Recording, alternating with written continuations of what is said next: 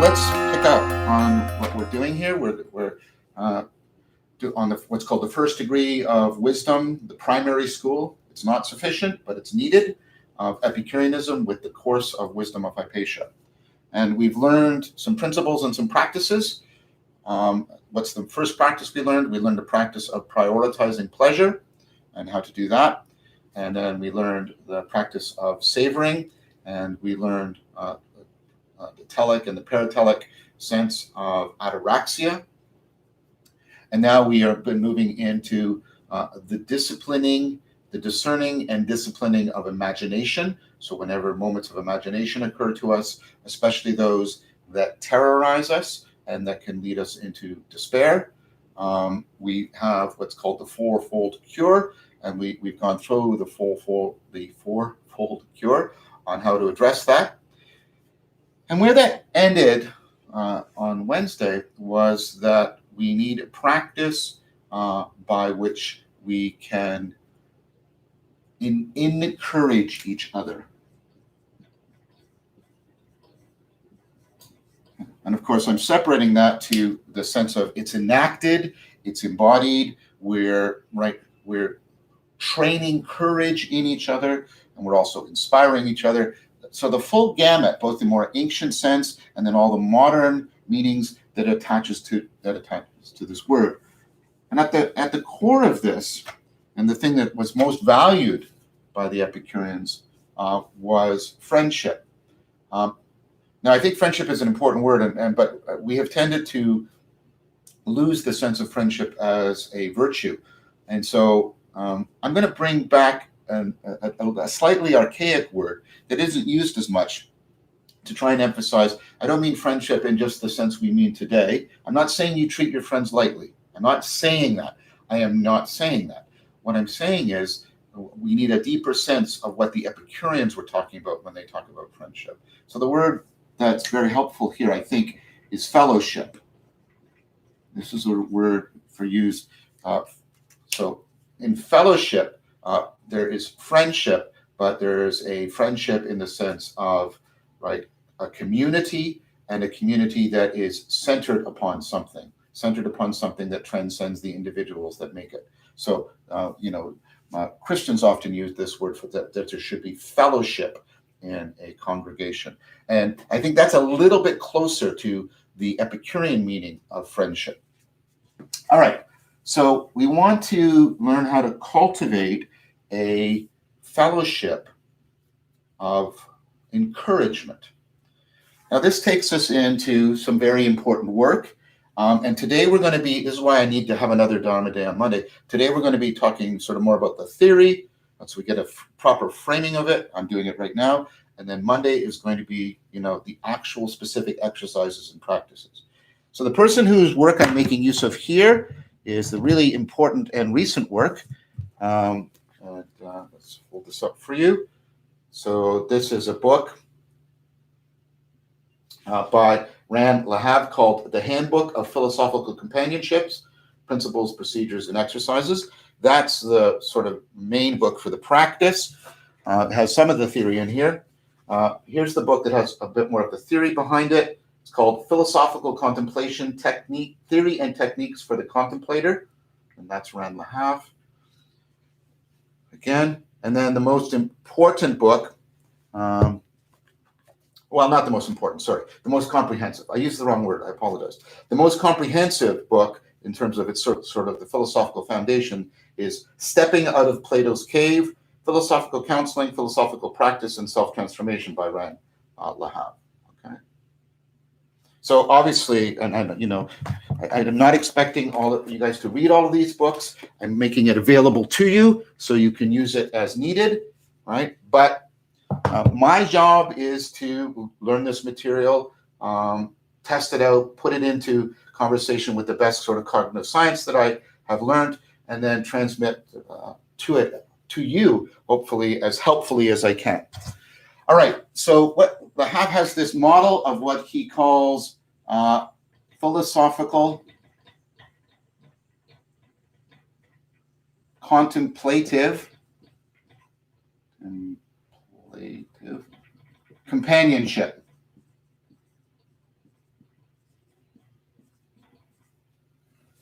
He sometimes shortens it to philosophical companionships, but he wants us to always remember it has these three components in it. So let's talk briefly about this notion of philosophical. Let's draw it out. Okay, so courage, because we're talking about a fellowship for encouragement, because this is the most powerful way in which we can respond to fear. Right? So courage is a virtue. And you have to think about what a virtue is. We use this word when we talk about virtual, like virtual reality, and what we mean is a shaping of possibilities so that we have practice for what is actual. A shaping of possibilities, like when you're in virtual space, it's not real space, but it's shaping, a possible space, a possible world, hopefully to help train you for the real world. Now, of course, like everything else, we can use it in an escapist fashion, but that's the original meaning of virtue. Virtue is a power. It is a shaped potentiality to act rightly in the world. Okay, so what? Well, the person who really unpacked this is, of course, Aristotle, and the notion of a virtue is a wise habit. You inhabit something. So you practice until it is second nature. If you think a virtue is about, and this is one of my problems with a lot of our political discourse, left and right, I'm not taking a side here, is that we have relegated the ideas of virtue to the possession of beliefs, right? And that's not where Aristotle, for example, classically located virtue. Virtue is located in a wise habit. So you have to practice something, and habit can be a skill, it can be a sensitivity, it could be a transformation of your sensibility, but you practice something until it becomes second nature, so that you inhabit it, you wear it, like the habit of a monk that the monk wears to change their identity. Okay, so we're directed towards a training when we're talking about a virtue. So we'll come back to that. But what about the other side, the wisdom? So for Aristotle, there's two aspects to wisdom, importantly. Sophia and phronesis. Both of these Greek words are translated as wisdom. The fact that we have one word for it really hamstrings our understanding, just like we have one word for love, and the Greeks have agape and eros and philia. There's philia there, right? Philia, Sophia. We'll come back to that. Okay, so what is this? This is basically your ability to grasp, to see, to have insight into the principles, right, that are regulating the patterns of things, right? So what's the principle that's at work? So you're in a situation, and what's the principle? What's the most relevant principle at work here? That's Sophia. It's having an insight into what's the relevant principle here. Phronesis is your sense of what's unfolding in the process, and how can I intervene? How can I fit myself to it and intervene in it effectively? And so what you want to do is you want to bring these two together. And for those of you who've watched some of my other work, I think I've talked about it a bit in this, in the Sangha too. This is the notion of getting an optimal grip on things, getting an optimal grip on the situation. So optimal grip comes from perception, right? So perception isn't some static thing you do. We've talked about this in savoring. This is too close. I'm getting details, but I can't see the gestalt. This is, I can see the gestalt, but I'm not getting, all of the features. And what I want to do is I want to find a spot, and I want to move the thing so I get the best overall trade-off between the whole, the most encompassing gestalt, and the specific unfolding of the features. So I'm trying to get these two to come together. And you're probably saying, and you would be correct, this reminds me of what you talked about in the Eightfold Path, like the right-handedness of things, like right understanding. Yeah, it's exactly that idea. So so my hand, right, it makes use of various principles, right, in process in order to come to an optimal grip on it. So one way you can think about this then is that what you're trying to do in wisdom, right, is you're trying, and this is one of the overall, so when we've done a lot of work on this and there's a consensus around this, right, is that wisdom at least involves seeing through illusion, right, in order to get an optimal grip on a situation. So your sense of, if you can grasp the relevant principles, right, the more general, the more powerful patterns, and then see how they apply here, and then that's the Sophia, and then seeing how they apply is the phronesis. Then I can see through illusion, so I can come into optimal grip, a right relationship in the sense of right-handedness with the situation. Okay, so what does that mean? Well, what would that mean for courage? Courage would mean that you have practiced until it is habit your, right, not your belief about principles, but your ability to see them, to realize them. That's what all that maximization is doing when, right, in the Epicurean practices. We create these mnemonic packages that help us keep practicing seeing the principles in action. And these widen our frame, Sophia. So I've done that, and I come into a situation, and fear is starting to distort, like in my imagination. But then the maxims remind me of important principles. They maximize my frame. I open up to Sophia. But now we're going to talk more about, but how do I then bring this into process? How do I bring this into the specific situation? How do I contextualize it? And that's exactly what the virtue is. You can think about every virtue as the way of how you're wise in this particular situation. So to be kind is the way to be wise in this situation. To be honest is the way to be wise in this situation. To be courageous is the way to be wise in this situation. That's the tight interconnection. Virtue is very much the beauty of wisdom, where beauty is how you are able to realize principle in process such that it fits you well to the situation. That's what beautiful music does. You get the big pattern, but how it's impregnating the unfolding process, and it fits you to the unfolding of the music. You're gripped by the music, and you're optimally gripping it. You're in that right relationship. Okay, so virtue is the beauty of wisdom. So notice what we're talking about here. We're talking about this enacted sense-making. Notice the musical metaphors, because they're going to be very, very pertinent. So here's the idea. When we're doing this making sense of things,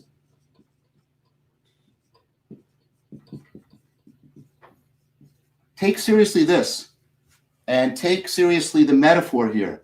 This is both our understanding, right, like the sense of a sentence, but it's also sight and hearing.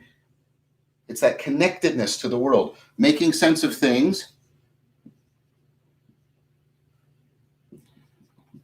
making sense of others, and making sense with others. Now, I have arguments for all of these, and I can't do them because I don't have time. But the point is, these are all mutually interdependent. When we're trying to make sense of things, we're almost always having to make sense of others. So you say, sometimes I'm alone. Yes, but you're carrying other people's perspectives around with you when you're trying to make sense, even when you're alone. And making sense is ultimately something we do together. Let me just give you a non-controversial example. I didn't make any of these words. I didn't come up with them. Neither did you. We make English together, and we keep making it together. That's not the only way we make sense. It's just a pertinent example here. This is where we're starting to get the idea of why we need philosophical contemplative companionship. Contemplation is the making sense of things. right? The companionship is both making sense of others while making sense with others. Philosophical companionship is about trying to grasp the principles of this triangle and then enact it in a regular practiced process.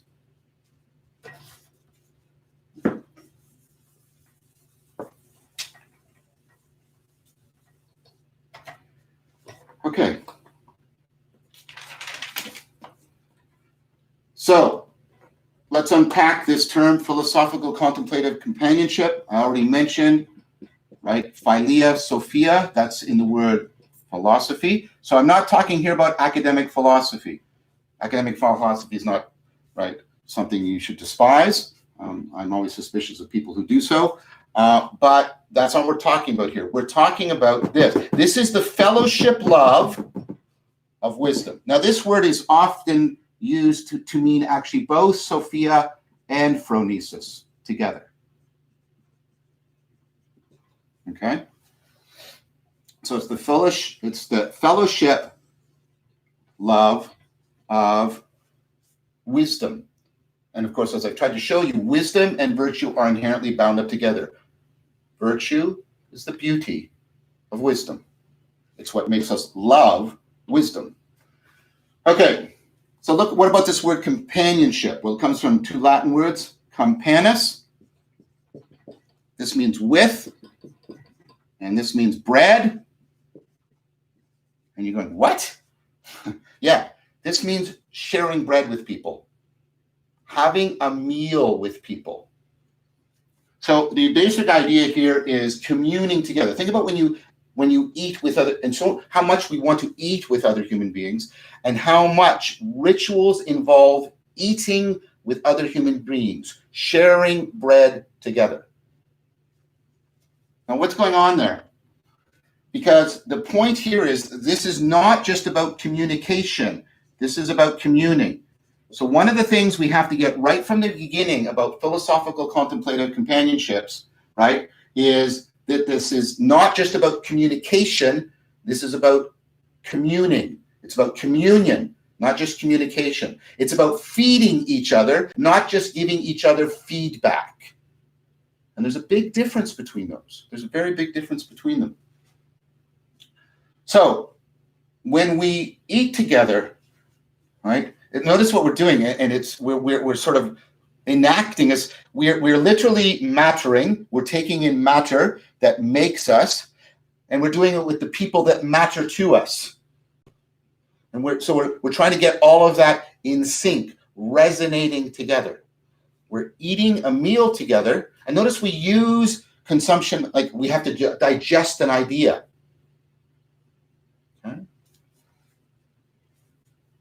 All right. So this is telling us, oh, okay. So yeah, I get that. That's that triangle, the making sense of things, making sense of others, making sense with others. Okay, Sophia is both, right? Practicing principle into process, right? I'm going to be communing with other people to do that. Not just communicating with them, feeding them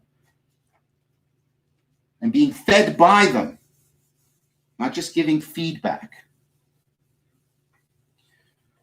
Okay. So what about this word contemplation? Well, we've talked about it before. Remember, it has to do with, the original meaning has to do with the temple. It means, right, divination, right, in the sense of, right, of course, and that's degenerated into people believing they can foretell the future and stuff like that. But originally it meant looking for signs of the God's presence, right? Looking for signs of the God's presence. And if we go back to the Greek word that contemplation is based on, theoria, we get a word theory from that, which is fine, but that's only half of it, right? What's the original meaning of theoria? Well, the original meaning of theoria is to go on a journey so that I will see something marvelous that will transform me. So what I'm doing is I'm leaving the familiar and right, the ordinary, the normal. Think about think about meditative questing. Got to get the right adjective, they're crucial here, right? I go on a journey. I leave the familiar and the normal to see something marvelous that will transform me. I want to be present for a revelation. I want to see something that I haven't seen before. So this is very much a vision quest, like how it's used sometimes to discuss certain practices from indigenous communities. You're going on an adventure to see the advent of something. You're trying to pick up on the significance of things. That's what the word significant means, how it's a sign for the presencing of something that has not been present to you before. Okay, so we're trying to get away from our normal and familiar way of thinking. What is the normal and familiar way of thinking? Well, it's the having of beliefs, it's the communicating and not communing, because what I want to do is defend my beliefs or give you my beliefs or perhaps consume some useful beliefs from you. That's not communing. That's not this. So, I want you to pick up on all of these metaphors. When we're doing philosophical contemplative companionship, what we're basically doing is we're doing something like a ritual meal in order to see and make present, grasp the significance of something by making it present to it. Not just representing it, look at this word, that means it's no longer present, but actually sensing its presence.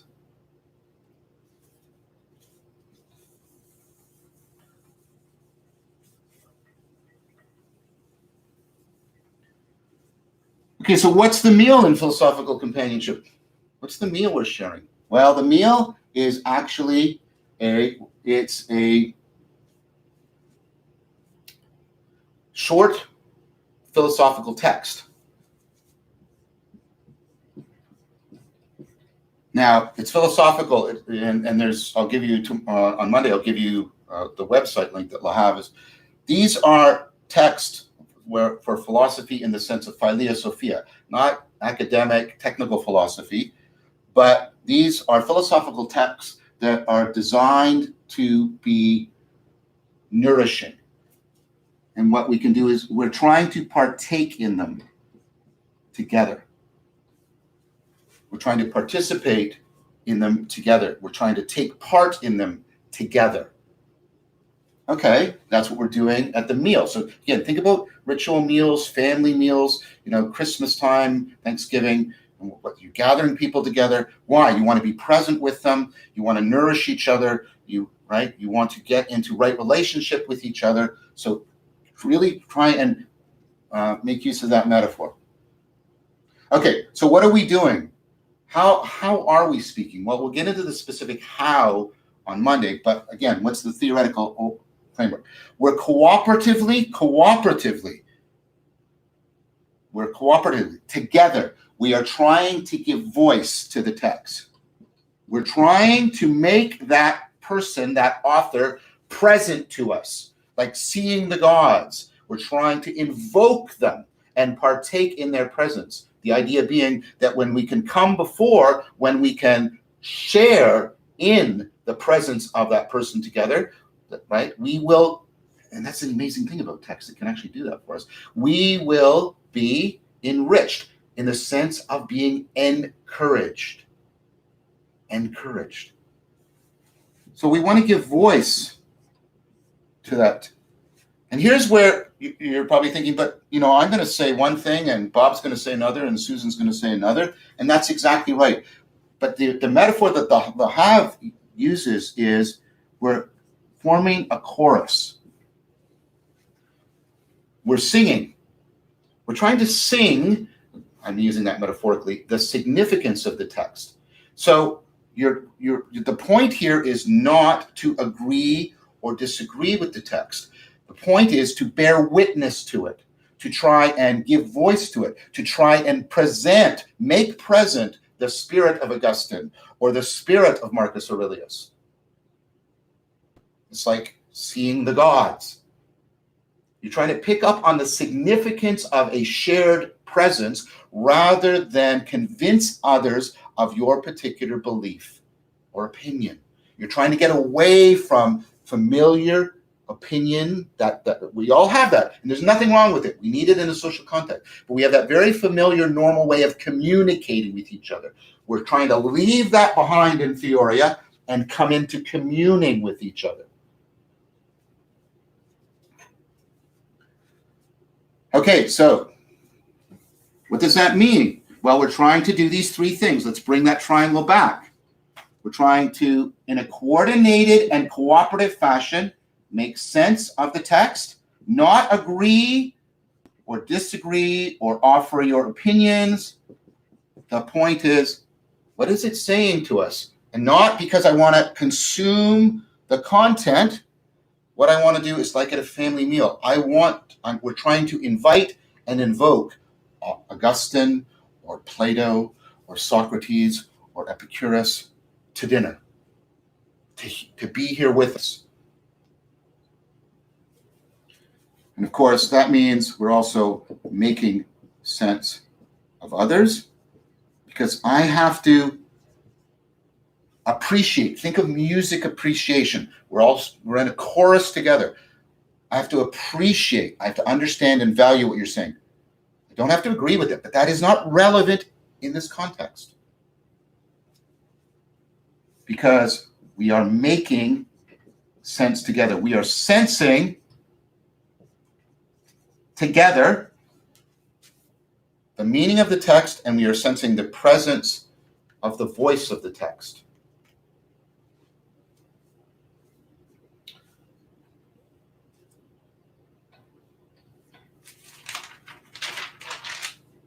Okay, so what does that mean we're doing? Well, here's where your previous practices are a scaffold for this. Here's the text, and it's like a meal, and what are we doing? We are co-savoring it together.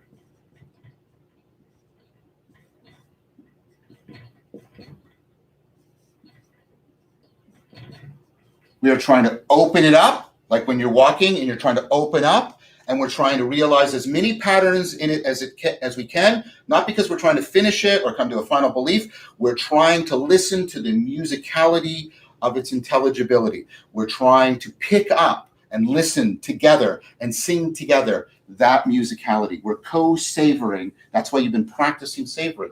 We're learning how to co-savor the text together. And that's not independent. It's meshed up with savoring each other's presence together. So we're going to pick up and partake in, right, the patterning of the ideas of the text. We're going to try and pick up on the texture, right, the tempo of the text, the tone, the taste of it. And we talk about having a taste in music. You're trying to cultivate a taste for the text. The tonos, the tensions that are in the text, like there's tension in music.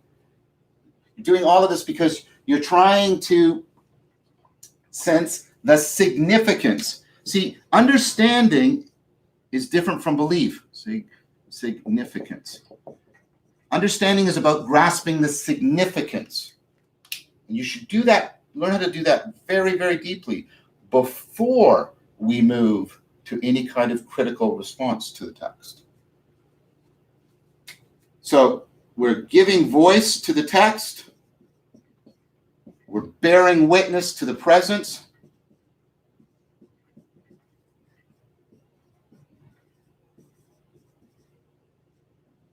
Wow, that's getting really sloppy.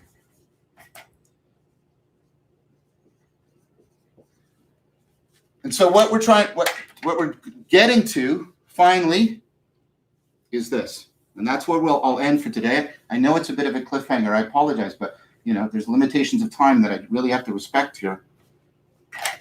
Okay. Depth. You're going to be speaking from the deepest parts of yourself. Depth resonating to depth.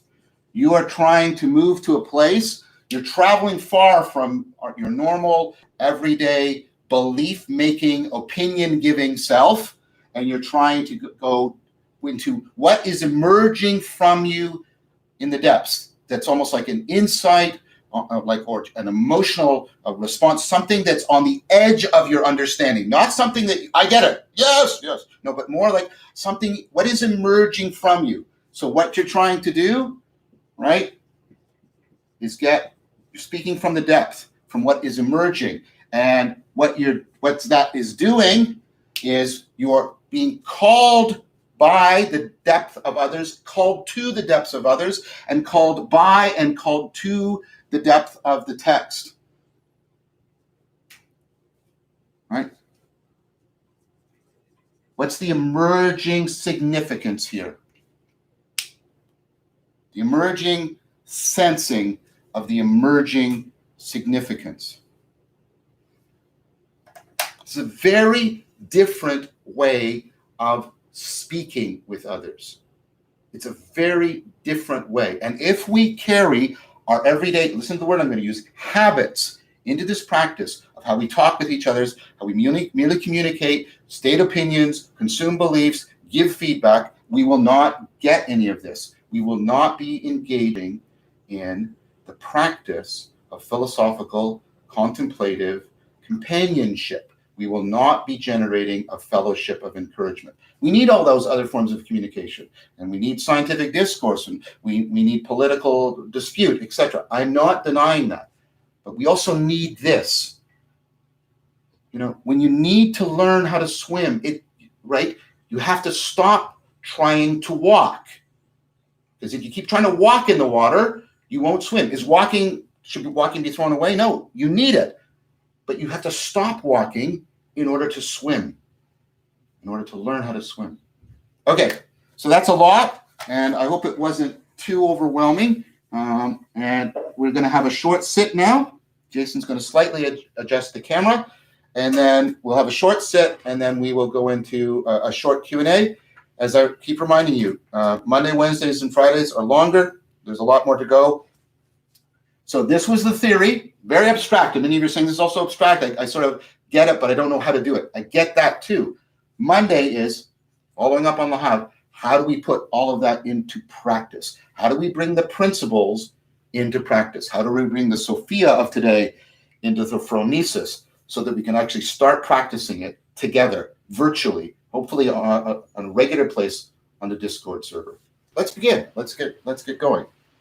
So we're doing the Epicureans, and we've zeroed in. I reviewed a lot on Friday about the sets of practices, and now we're zeroing in on the core practice, which is philosophical contemplative companionships. This is a way of generating philosophical fellowship within which we cultivate the virtues and wisdom together. Philia, the fellowship love of Sophia, wisdom, Philia Sophia. Contemplation, theoria, and remember, is these three things linked together, making sense of the text, because the practice centers on a text. Making sense of the text, right? Making sense of others, the other people that you're entering into fellowship with, and making sense with others, because all sense making is ultimately done with and through other people. These are all interconnected. Remember, contemplatio and theoria. What's our basic attitude? We are trying to travel far away from the familiar, the automatic, our opinion, our normal egocentric self, and see something that we have not seen before. Okay, so let's zero in first of all. Today we're moving more towards the practice. So some practice principles. Okay, so making sense of the text.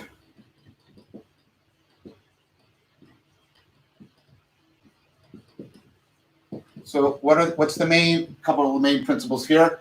So thinking through the text, by means of it and beyond it, like seeing through my glasses, contemplatio, thinking through the text, not just thinking about the text or thinking at the text. And what you're doing is relating not only to the what of the text, the content of the text, but the how of the text. What do I mean about relating to the how?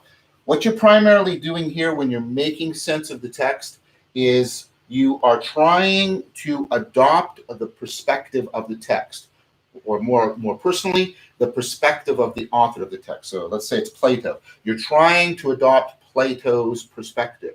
So think about doing this adverbally.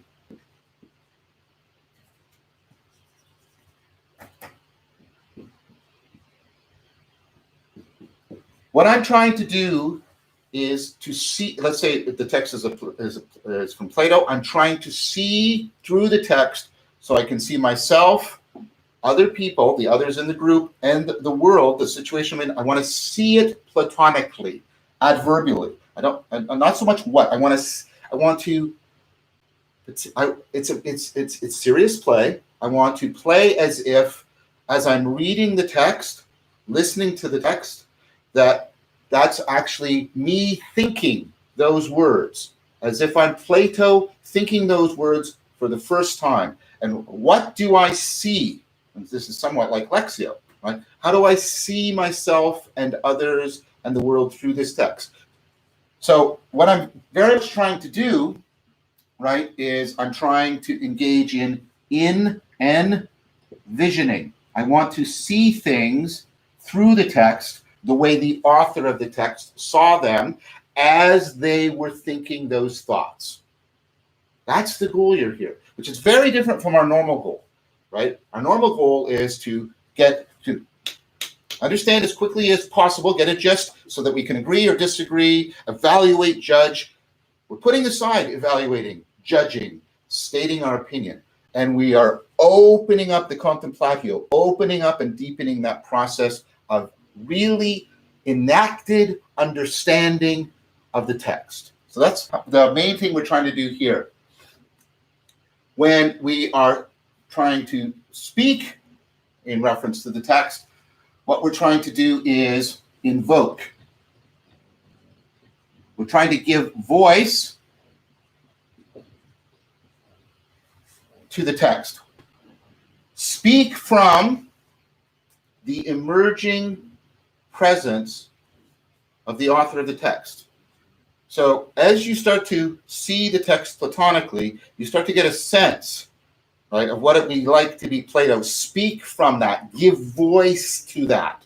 And think about, you're entering into a chorus. A bunch of people, it's like there's been a piece of music created called Plato, and you're all singing it. And the text are the notes that you're using to sing Plato into existence. It's very magical in the ritual sense of the word magic. Okay, so that's the basic principle. We're trying to envision and invoke. Envision and invoke. We're trying to see through the text adverbally.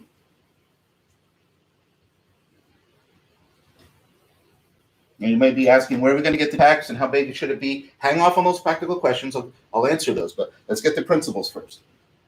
Okay, making sense of others. So I won't write that down. You're just making sense of others. What do we want to do here? Okay, so here the main thing is you're trying to internalize other people. And you say, what? That means take their perspective, but also let their words reverberate. And this is a good verb, reverberate, within you. Try to create, from mindfulness, an inner space of silence away from that part of you that wants to judge, give opinions, react, that stays, and let the words reverberate in you. It's like a lectio listening. You want to let the words of other people reverberate in you as much as possible. You want to see what their words in conjunction with the text is like a triangle. Here's their words. Here's the words of the text. And they sort of triangulate in on you, and they call something forth from you. There's something. So you're invoking Plato, but they're evoking from you. Okay, evocation. So you're trying to have an evocative response, and you're triangulating between the words of the text and the words of other people. Create a space, let it reverberate inside of you. So Something is evoked in you. What we're seeking here is to get something to emerge from your depths other than from the familiar center of, right, your speaking mind. Theoria. So, evocation. So, we had, right, first two was envisioning and invocation. Now we have internalization and evocation, okay? So, again, envisioning, when you're making sense of the text, and you're invoking, you're trying to, right, invoke the presence of Plato. Sounds almost magical. And here, right, when we are making sense of others, what we want to do is internalize them by reverberating and then evoking. What's evoked from us from the words of the text and their words. We create a silent space, we reverberate until something is evoked from us. So you're going to be speaking at a much slower pace than you normally do.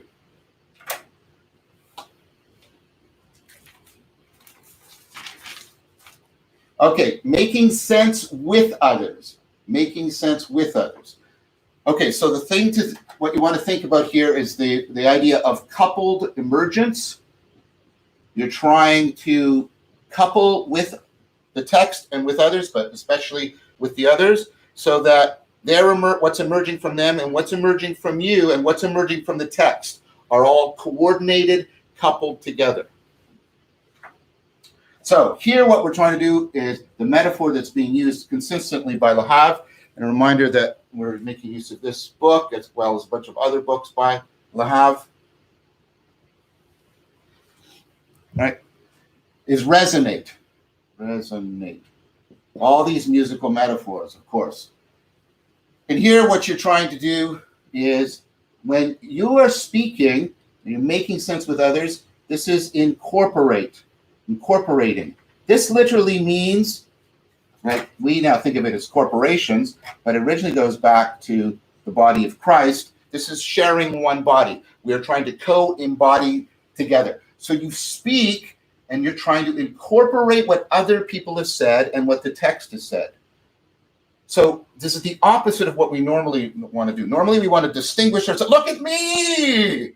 And we want to distinguish ourselves, right, from the text and what others have said. This is the opposite. We're trying to incorporate the text and what others have said.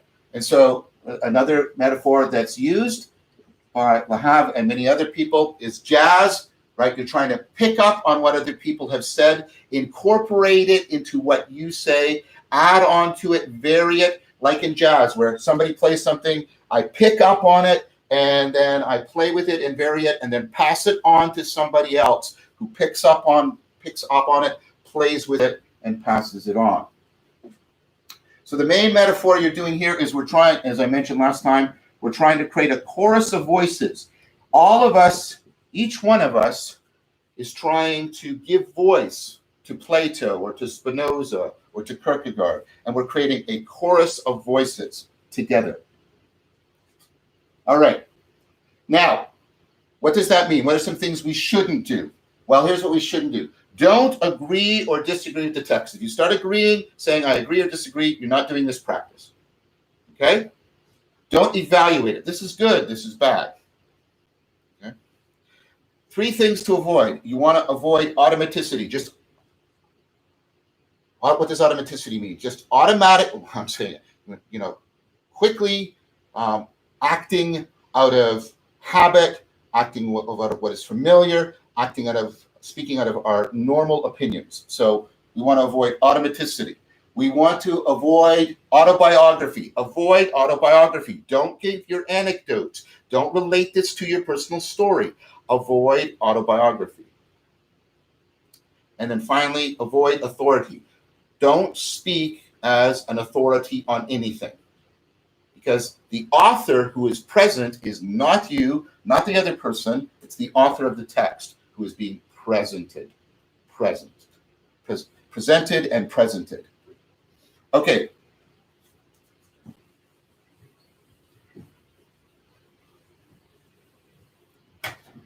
So I want you to think of 3D co-emergence. What do I mean by 3D co-emergence? You're trying to get the depth of the text, the depth of yourself,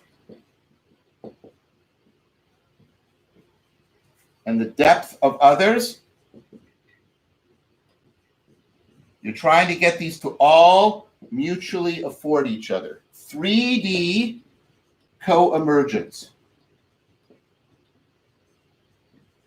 If you get Lahav, not all of this is in Lahav. This is me putting it together, integrated with Epicureanism, integrating with some cog-sign mnemonics and ideas, and also integrating it with other practices I've done that are similar to this. But so the 3D co-emergence. But this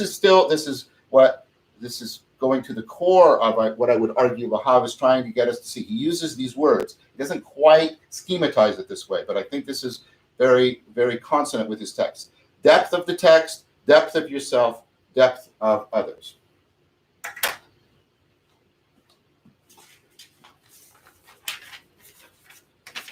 Okay. So now the setup. How do we set this practice up?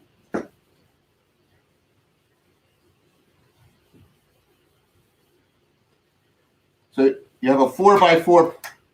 He recommends 4 to 6. All the work I've been doing, all the participants, this seems to be the golden number. You want 4 people who agree to meet at least a minimum of 4 times. 4 people who agree to meet, and this is going to be very much online, 4 times.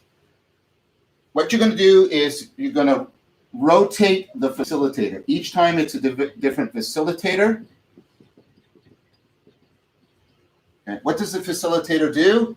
Okay, so the facilitator goes to Agora. This is a website. It's www.philopractice. This is where to at least start, and then, of course, with time, there are other sources, .org. And there you will find a bunch of 2-paragraph readings, philosophical readings that have been chosen to be specifically used in this practice. When everybody meets, the facilitator will organize the order. When you're meeting in person, you can do it spatially. When you're meeting online, a good idea is to order people alphabetically, and everybody remember who comes before them and who comes after them. All right? So organize the order, and the facilitator is going to lead people through the sequence of the meeting, the sequence of practices.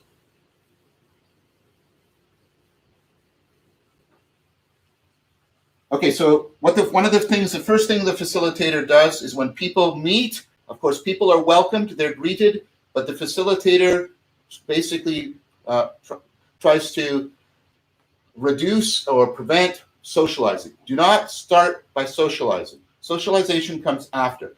People should greet each other, but then we should move immediately into the practice. That's actually highly emphasized in a couple places. Because if people get in, they get into this other mode, and then it actually thwarts them getting into the mode we're trying to get into with this practice. So plan to meet 60 to 90 minutes. Okay, so the sequence is, as I said, obviously the facilitator welcomes, everybody comes in, greets everybody, right? And then what you want to do is you want to, he has a much vaguer notion. He says, do centering practices. I recommend setting up the core 4 of mindfulness. Find your center, all of you together. Take some time, 10 minutes or so. Find your center, find your root, find your flow, find your focus. Okay, then you're going to do the main exercise, which I will describe shortly.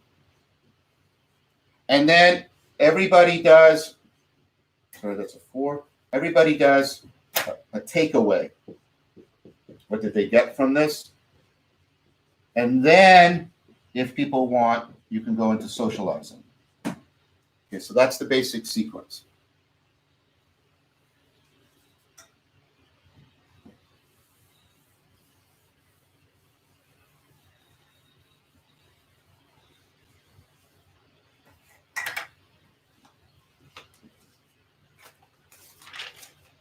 Okay, so let's talk about some basic procedures. These are practices that you're going to engage in regularly and reliably that cultivate the skills that you are going to be putting into practice as you do the main exercise. Okay, so the first is slow reading. So the name is quite explanatory. Whenever the text is being read, it's usually, as we'll see, it's initially read by the facilitator. The facilitator reads it slowly and reads it in a lectio divina fashion, reads it in the sense of reciting it. The reader should pause periodically throughout to give people a chance to understand it, and also a chance to start to reverberate with it, like in lectio. And so, as I said here, what you're trying to do here is this is basically, you're trying to afford, the reading is trying to afford people internalizing the text, starting to be able to envision it, right? Starting to be preparing to invoke it. So that's the intent, the slow reading. Really, take this seriously. This is also a way of bringing a reverential attitude in. Reverence doesn't mean I agree with this or everything is true. Reverence is this is the potential of being profound. Okay, so the next is precious speaking. These are Lahav's names. Precious speaking. Okay, so when you are speaking, so let's talk first about the form of your speech. You want condensed and focused speech. What's the principle? I want to say as much as possible with as few words as possible. I want to say as much as possible with as few words as possible, and I won't utter more than one or maybe two sentences at most. Okay. What's the manner? The manner especially goes into that point about resonating, that resonance metaphor. And here's where the previous Epicurean practices come in. Speak, and as you're speaking, you are savoring your speech. You're opening yourself up silently to all of these associations. And you are also seeking various connections between all those associations. You're not speaking that, you're conveying it. You're savoring your speech. That's why we practice savoring so much. Okay, remember, speak through the text, not at the text or about the text. Speak through the text, contemplatio, theoria. Speak through the text. What you're trying to do is you are trying to envision it, you're trying to invoke it, right? You're trying to incorporate what the text says, what other people say into your speech, okay? So speak through it, not about it or at it. You are trying to invoke whoever, like say it's Augustine, and you're trying to speak through the text as if he was speaking through you. Okay, what about the content of what you say? As I said, you're trying to presence the author of the text while incorporating what other people say. Presence the author of the text while incorporating what other people say. You're trying to enter into fellowship, bring into the company of the companionship the author. So you're giving voice to the author. You're doing the coupled 3D emergence. You're trying to speak from depth to depth to depth and listen from depth to depth to depth. Coupled 3D emergence.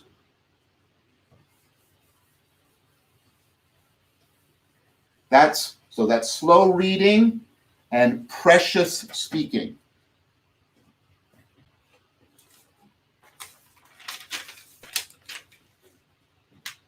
Third kind of procedure, intentional conversing.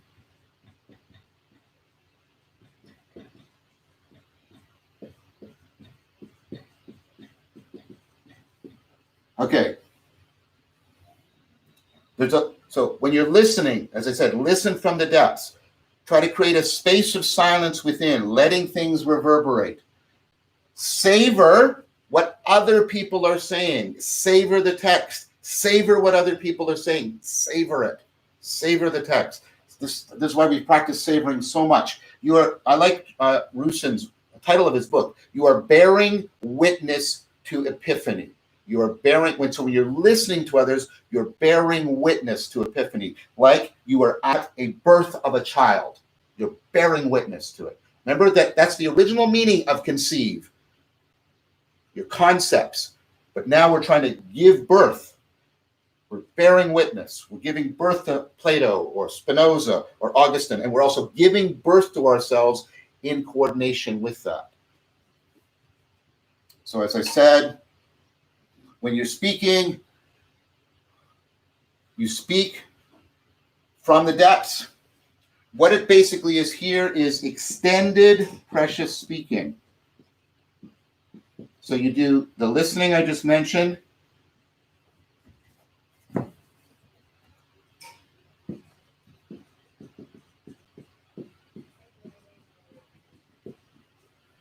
So here now you're going to speak maybe 4 or 5 sentences max. With same form, same manner, right? So you do this very savoring listening, like Lectio Divina listening, and then you do, when it's your turn to speak and people are taking turns, you speak in an extended, precious speaking. The facilitator makes sure that people speak in turn according to the order that was assigned at the beginning. So as I said, you're trying to speak, and what the project is here is together in a coordinated, cooperated, coupled fashion, we're trying to co-presence in an adverbial fashion the author of the text, the world view of the text, the way of seeing things of that author, and that is calling from us, and we're calling to each other to that. 3D coupled co-emergence. Okay, so now what's the main exercise? Oh, sorry, one more procedure, ruminatio. This is philosophical chanting. So after the text has been read and the facilitator makes sure that everybody has a basic understanding, the facilitator, right, chooses one sentence, and then, right, you have sequential chanting. One person chants it out, chants out that sentence. Next person, next person, next person. When you're not speaking and another person is chanting, you are accompanying them in your head with silent recitation, silent repetition. And you do that for a sequence. You can decide how long you want to do it. It's good to maybe do at least 4 rounds. 4s are good in these kinds of practices. I recommend after each round, you also do like a moment of silence, a pause, for people to recollect what has happened. Okay. Now, what we basically do in the main exercise is after people come in and greet, welcome, we move to this sequence of procedures. Slow reading. Then 2, ruminatio, the philosophical chanting. 3, precious speaking. Now, the precious speaking is in response to a question. It's analogous in some ways to meditative questioning. A good question is something like, what is the text provoking and evoking in you? What is the text provoking and invoking in you? And everybody, and again, decide the number of rounds you want to do this. Everybody does precious speaking in response to the question. Precious speaking in response to the provocative, evocative question. Try to make it present-oriented. Don't do something like, what does it mean to you? Make it procedural, processual. What's being evoked? What's being provoked in you right now? Okay, then you move to a round of intentional conversing. And then 5, the takeaway. Everybody in sequence spends a bit of time saying what they're taking away from the whole ritual. And that's it. That's how we do it. That's how we engage in philosophical, contemplative companionship. It's how we create the philia, the fellowship of Sophia, of wisdom. Remember that Sophia always implies also phronesis. And there's lots about Sophia and phronesis going on here. All right, so let's review what we've been talking about with philosophical contemplative companionships. Reminder that we're making use of the work of Rand Lahav. Here's one of the books. That's the main one we're using. Another one that's relevant is this one.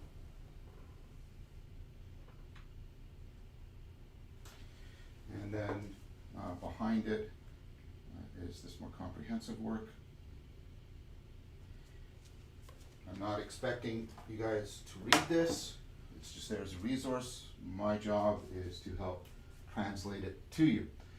So let's remember the 3 things we're trying to do, and we're making sense of the text.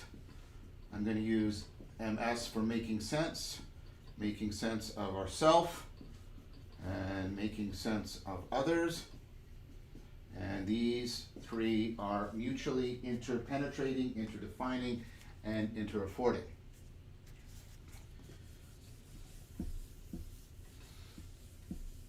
Okay, so we talked about making sense of the text and what were some of the core principles we've discussed. We discussed that we're going into an adverbial mode. We are trying to, if we're reading a text by Plato, we're trying to learn to see the way Plato did, to see things platonically, to hear things platonically, to speak platonically. And that leads us into that we're trying to envision, right? We're envisioning, we're trying to see, right, the way Plato did, or Epicurus, or Marcus Aurelius. And we are trying to invoke the presencing of that person. We're trying to give voice to them. We're trying to feel the presence. And this takes us into a different orientation with the text. We're not trying to just gather information from the text. We're trying to presence the person of the text for transformation. And this is an idea that Leo Ferraro and I talked about, myself and Leo Ferraro, in the chapter we published in the scientific study of personal wisdom, from contemplative traditions to neuroscientific investigation, or something like that. I think it was 2013. And we talked about a practice called internalizing the sage.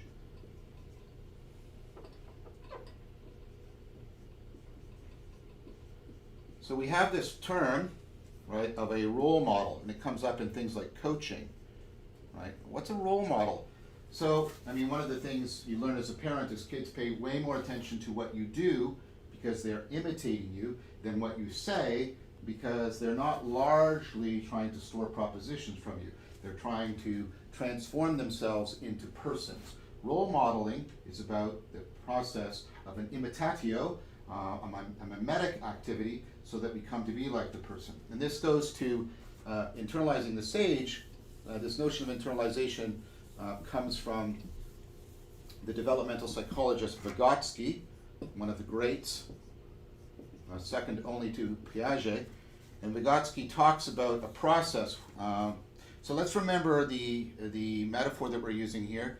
As the child is to the adult is to the sage. And the text is, we're trying to, right, personify in a very powerful sense. We're trying to personify the text. We're trying to personify and presence the sage. So what Vygotsky talks about is, let's say here's my one of my sons when they're younger. Here's me, and here's a problem that, right? Now my son can't solve that problem alone, and he has a particular perspective on it, and that perspective's not quite working. Now what I have is I have a perspective that encompasses both his perspective and my perspective. And what he does is he tries to imitate me, because when he's within this perspective, he can't see the biases of this perspective, and he can't see goals and values that lie outside the perspective. I can see those goals and values, and I can also see the biases within his perspective. And by imitating me, right, by trying to presence my perspective and envision it and invoke it, he eventually gets this ability to take my perspective on his perspective, and then he internalizes that ability. It becomes an ability that he has for himself.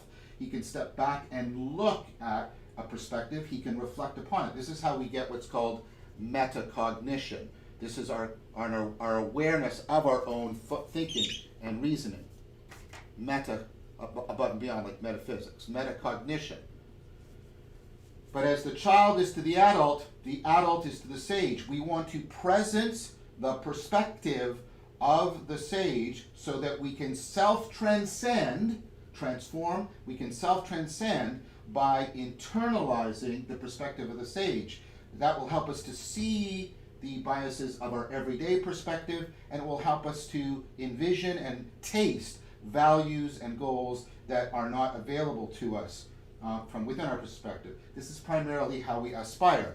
So what we're doing is we're trying to envision the text. We're trying to invoke for internalization the presence of the sage so that we can role model it to role model that person, that personification to each other. Okay, making sense of others.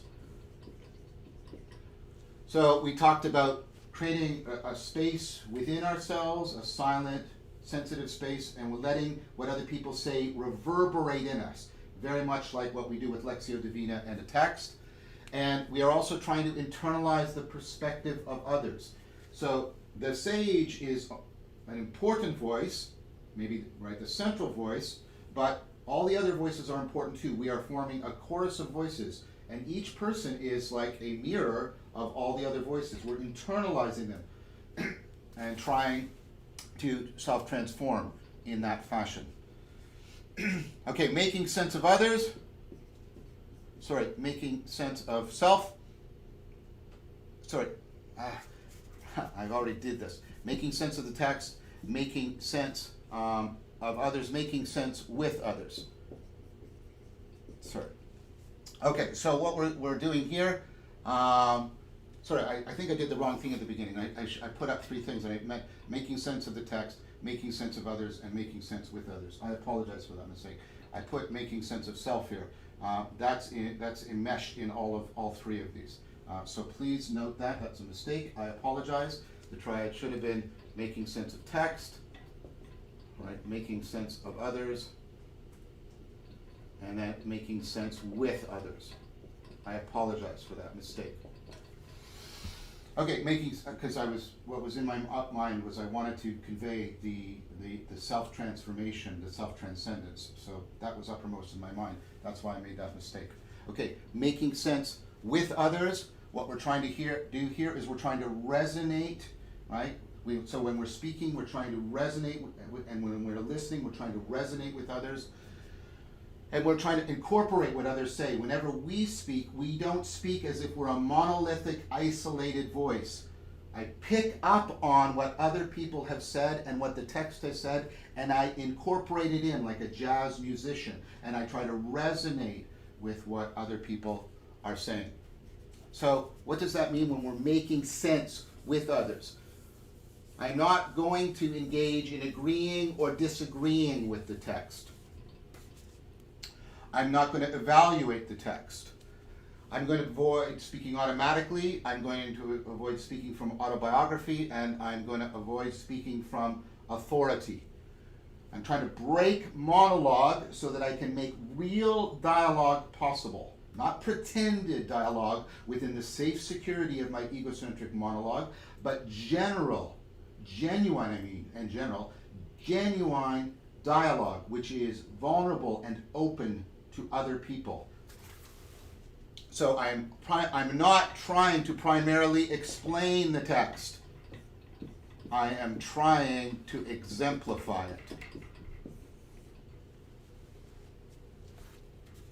That's how I'm going to make sense with others. We're going to give voice, we're going to presence, we're going to resonate, we're going to incorporate.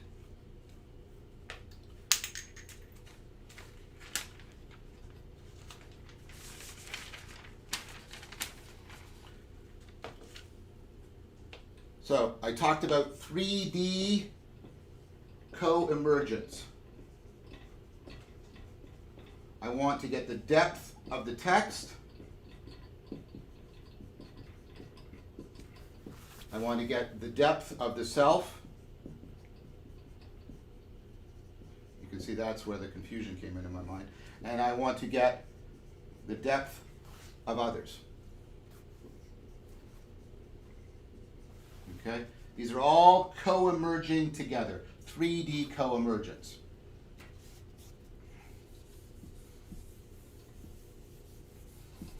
When we talk about getting to the depth of the self, think of that aspirationally. It does mean getting to that silent space and trying to speak from the depths, but the depths are aspirational, right? They're not a secret, secluded self.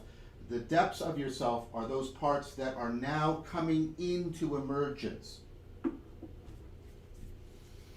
All right, so we talked about the basic setup.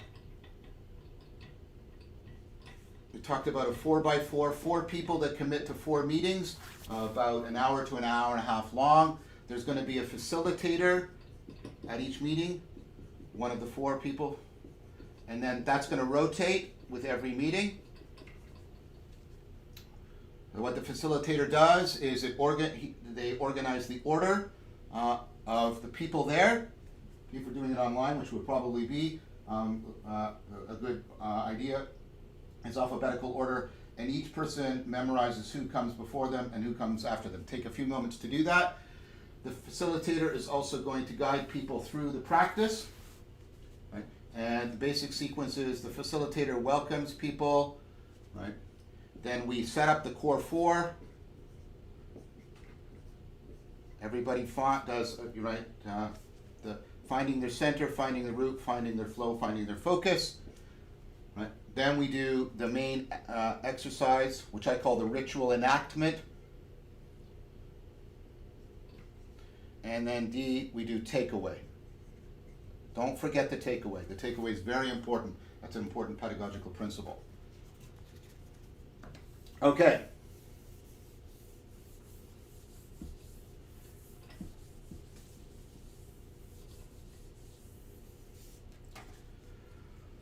What are the procedures? We talked about the various procedures. One is slow reading. This is the core interaction with the text. So you're reciting the text, not just reading it. It's like Lectio recitation. You're reciting it the way you do in Lectio Divina. You're pausing so that people can gather and internalize. And what you're doing also is, right, everybody is trying to internalize the text as it is being written. They're trying to put into practice all those principles I've been talking about. We have precious speaking. So you're trying to hear, you're going to respond to the text. There's going to, like I'll mention this later, you have a question. In prescient speaking, you respond. So you're trying to say as much as you can with as few words as possible, 1 or 2 sentence maximum. And what you're trying to do is you're trying to savor what you're saying. You're not trying to speak about the text or just respond to the text. You're trying to speak through the text, right? You're trying to do all that stuff I said about you're trying to internalize the Platonic or the Socratic vision. You're trying to presence the sage. You're trying to speak through the text. You're trying to see through the text and beyond the text and by means of the text. The texts are your glasses by which you train yourself to envision right, adverbial, to see as the sage sees. Okay, so that's precious speaking. We're savoring, we're deeply savoring. And you're speaking to resonate with the people around you. You're trying to set up the concert of the chorus of voices. You're trying to speak in concert. Think about that. Speak in concert to create a chorus of voices.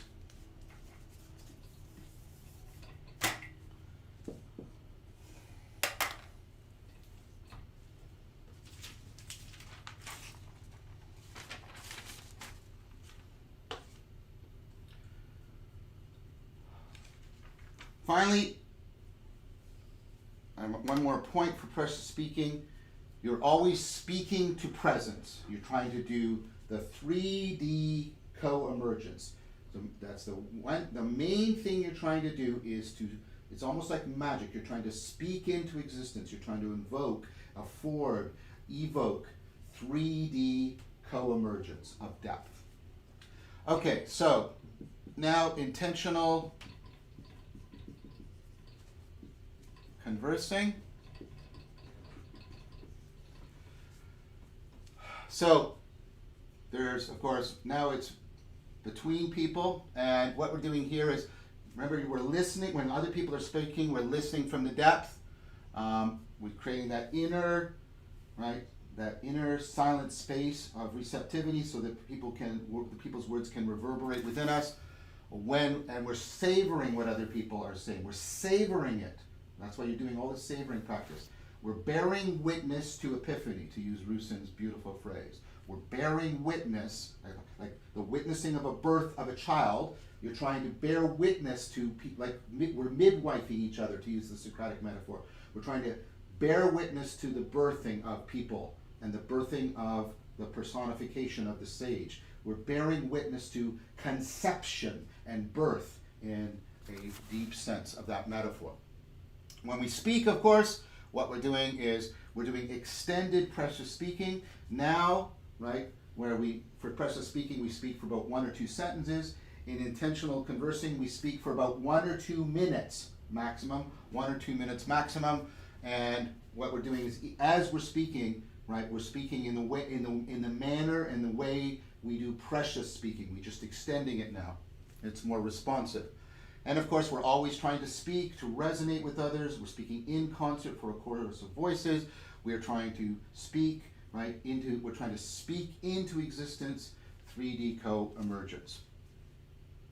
And then the next one, right, is rumitatio, philosophical chanting. The facilitator will pick a sentence from the text, make sure that everybody has a basic understanding, and then in sequence, in the proper order, people chant, and you have chanting practice, chant that sentence. When you are not the person actually vocalizing, you are silently reciting the text with the person who's chanting. At the end of every round, there is a pause so people can gather, right? The logos can take shape within them. And of course, all the way throughout, we are savoring. We are savoring. We are savoring.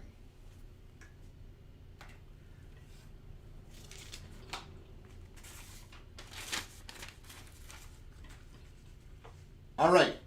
So, what's the main exercise? The ritual enactment.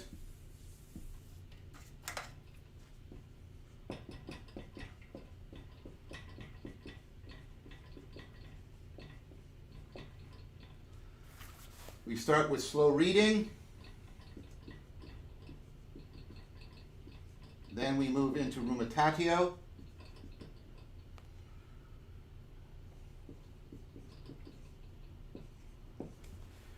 Then we do precious speaking. And the precious speaking is in response to a question, which can be spoken by one of the group or perhaps the facilitator.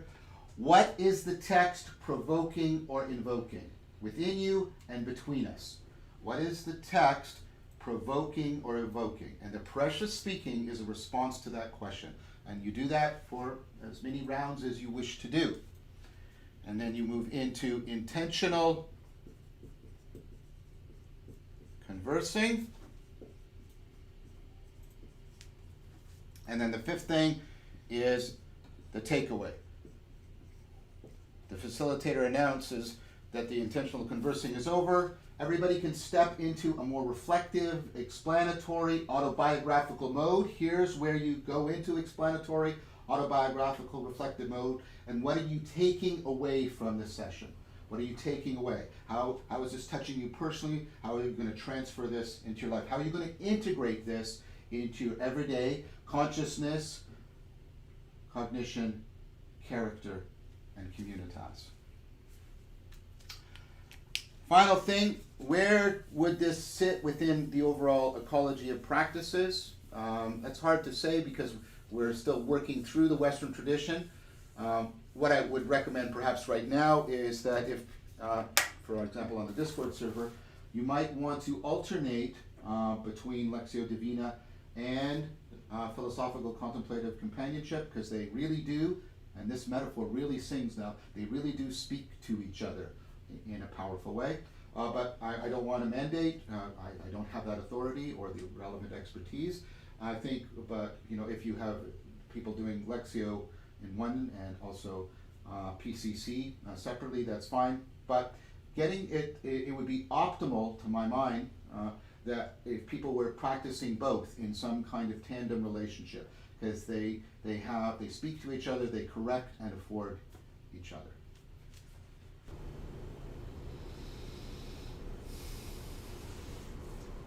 Okay, I'm going to move to the whiteboard and we will begin the Dharma. So, we're going to begin with a background today for an understanding of Stoicism. You should be reading through the second degree in the McClellan book, The Wisdom of Hypatia. But let's begin. And as always, we begin with the exemplary figure of Socrates.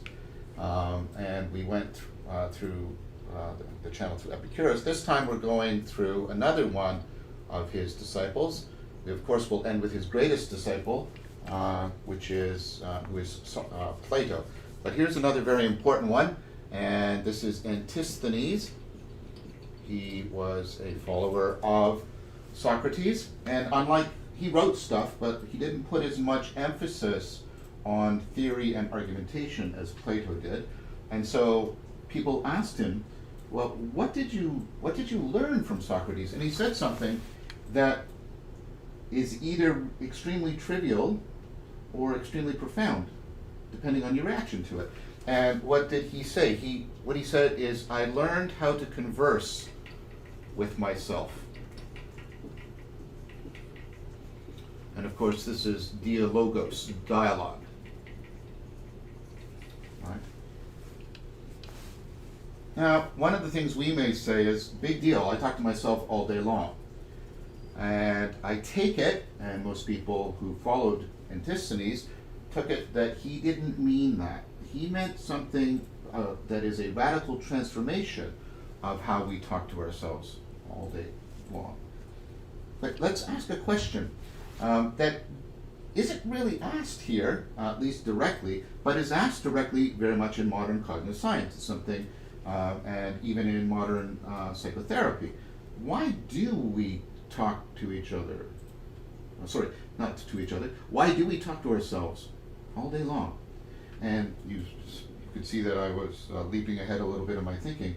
It has to do with the fact that we, of course, learn to talk by talking to other people. And in fact, here's an interesting thing that is becoming more and more the case, in the sense that we're realizing it more and more to be true.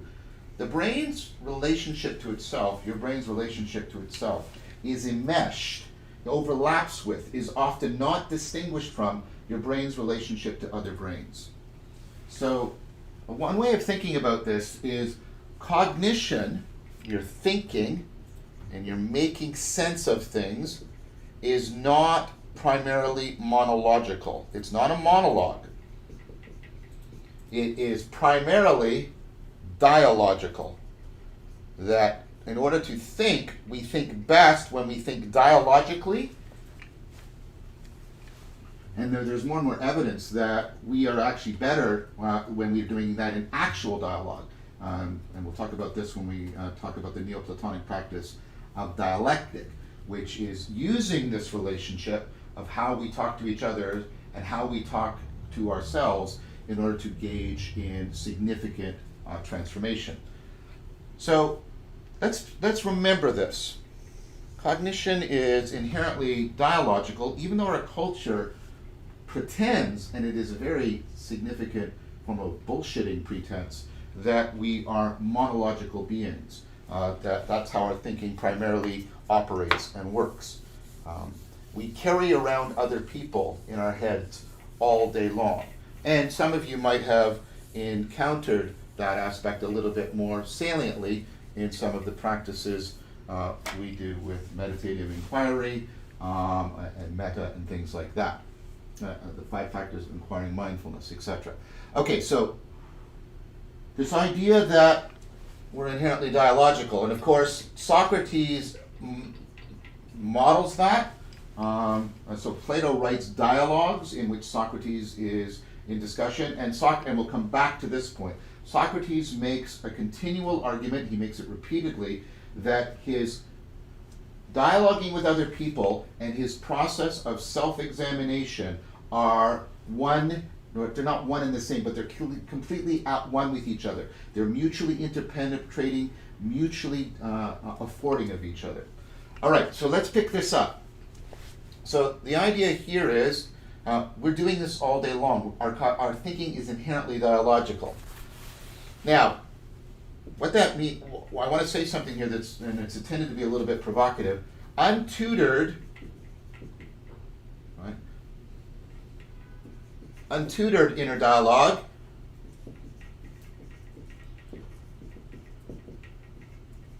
is better than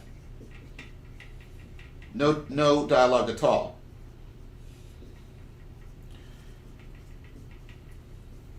Okay. That means we do it because it's adaptive. It really helps our cognition. When you meet unfortunate individuals that haven't had that proper engagement with dialogue and socially distributed cognition, they are seriously truncated as cognitive agents. It's questionable, not in a moral sense, but in a metaphysical sense, whether they are persons. So this is why we do it. We do it because we have internalized, we'll come back to that, remember when we talked about internalizing the sage, we have internalized the capacity to generate thought through speech by speaking with others and then listening to others, and then we can do that with ourselves. So this is better than no dialogue at all. But, and this is a very important but, and this is a Stoic principle, evil doesn't come from when we choose what is bad. Evil comes when we choose a lesser good in place of a greater good. Untutored dialogue is better than no dialogue at all. It's adaptive, but that doesn't mean it's optimal or the best for us. Because most of this inner dialogue is narrative in nature, and we practice narrative, and this is Daniel Hudo's idea, we're constantly practicing narrative. We're constantly teaching our kids narrative. When we simplify narrative, because it's actually not natural to us, we have to practice it. We use dialogue to get good at narrative, and then we internalize it, and we start to see ourselves and identify with ourselves as a story. We're a story, and there's a story going on here, right? And this is narrative, also very adaptive. Narrative allows you to identify with your future self and your past self. It creates a temporally extended self, which is great for planning. It's great for long-term moral responsibility. You can hold me responsible for something that I did 10 years ago because there is a narrative identity between me now and that person then. Again, narrative is adaptive. It's needed, right? But the problem with narrative, right, is it creates a narrative bias. See, people are hungry for narrative. And like anything that's adaptive and we hunger for, it can be hijacked in an addictive fashion. So what do I mean by people are hungry for narrative? Well, there's some horrible event on the news. And what do people need? They need to know, what's the story? What's the story? What's the story? And then once they get the story, there's like, oh, okay. It's like, the consequences of what that world will have disappeared. But now there's a story. And what we see is that what narrative tends to do is it tends to create a whole bunch of biases along with it. Narrative drives the narrative bias. I hope that this blue is still visible. Is this still okay? The blue? That's still good? Okay. It drives confirmation bias. So the confirmation bias is, and we're going to need this when we talk about active open-mindedness, confirmation bias is our tendency to only look for evidence that confirms what we believe. Right? So when people get a story, they will tend to only notice and find relevant and salient things that fit their story, and they will tend to ignore any of the evidence that could potentially challenge it. So an obvious case where the narrative bias is driving the confirmation bias is conspiracy theory thinking, where people think they have some story that makes sense of everything, and then they engage in the confirmation bias. The other thing that this drives is it drives overestimation biases. And these interact with each other, by the way, these two biases. The overestimation biases, people think when they have a story, they have all of the information about a particular situation. And they also overestimate how good they are at making sense of things. So all of these biases kick in. Again, this is, right, they are precisely powerful biases because they are hijacking something that is adaptive in nature. But maybe we can do better. The other problem with another way in which the inner dialogue often goes off the rails is rumination. You know what this is like when you get in an anxiety spiral, and you get all these biases also spinning on each other, and you keep thinking in a way that's driving your anxiety, and you can't let it go, or your depression, and you start to spin in rumination. This is a very powerful driver of anxiety and depression, and it's a very complicated process, but it is very much driven by the fact that your cognition is inherently dialogical in nature.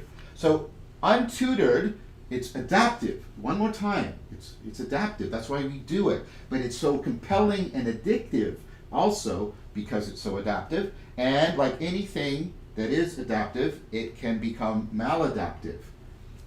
So the Stoics, the Cynics and the followers of Socrates were looking at this, and especially Antisthenes and his followers, and they were saying, all right, the problem. So what Antisthenes is basically saying, when I learned how to converse with myself, is untutored inner dialogue generates bad judgment. Untutored inner dialogue, no, that's not coming from Socrates. Untutored inner dialogue is driving bad judgment. Bad judgment.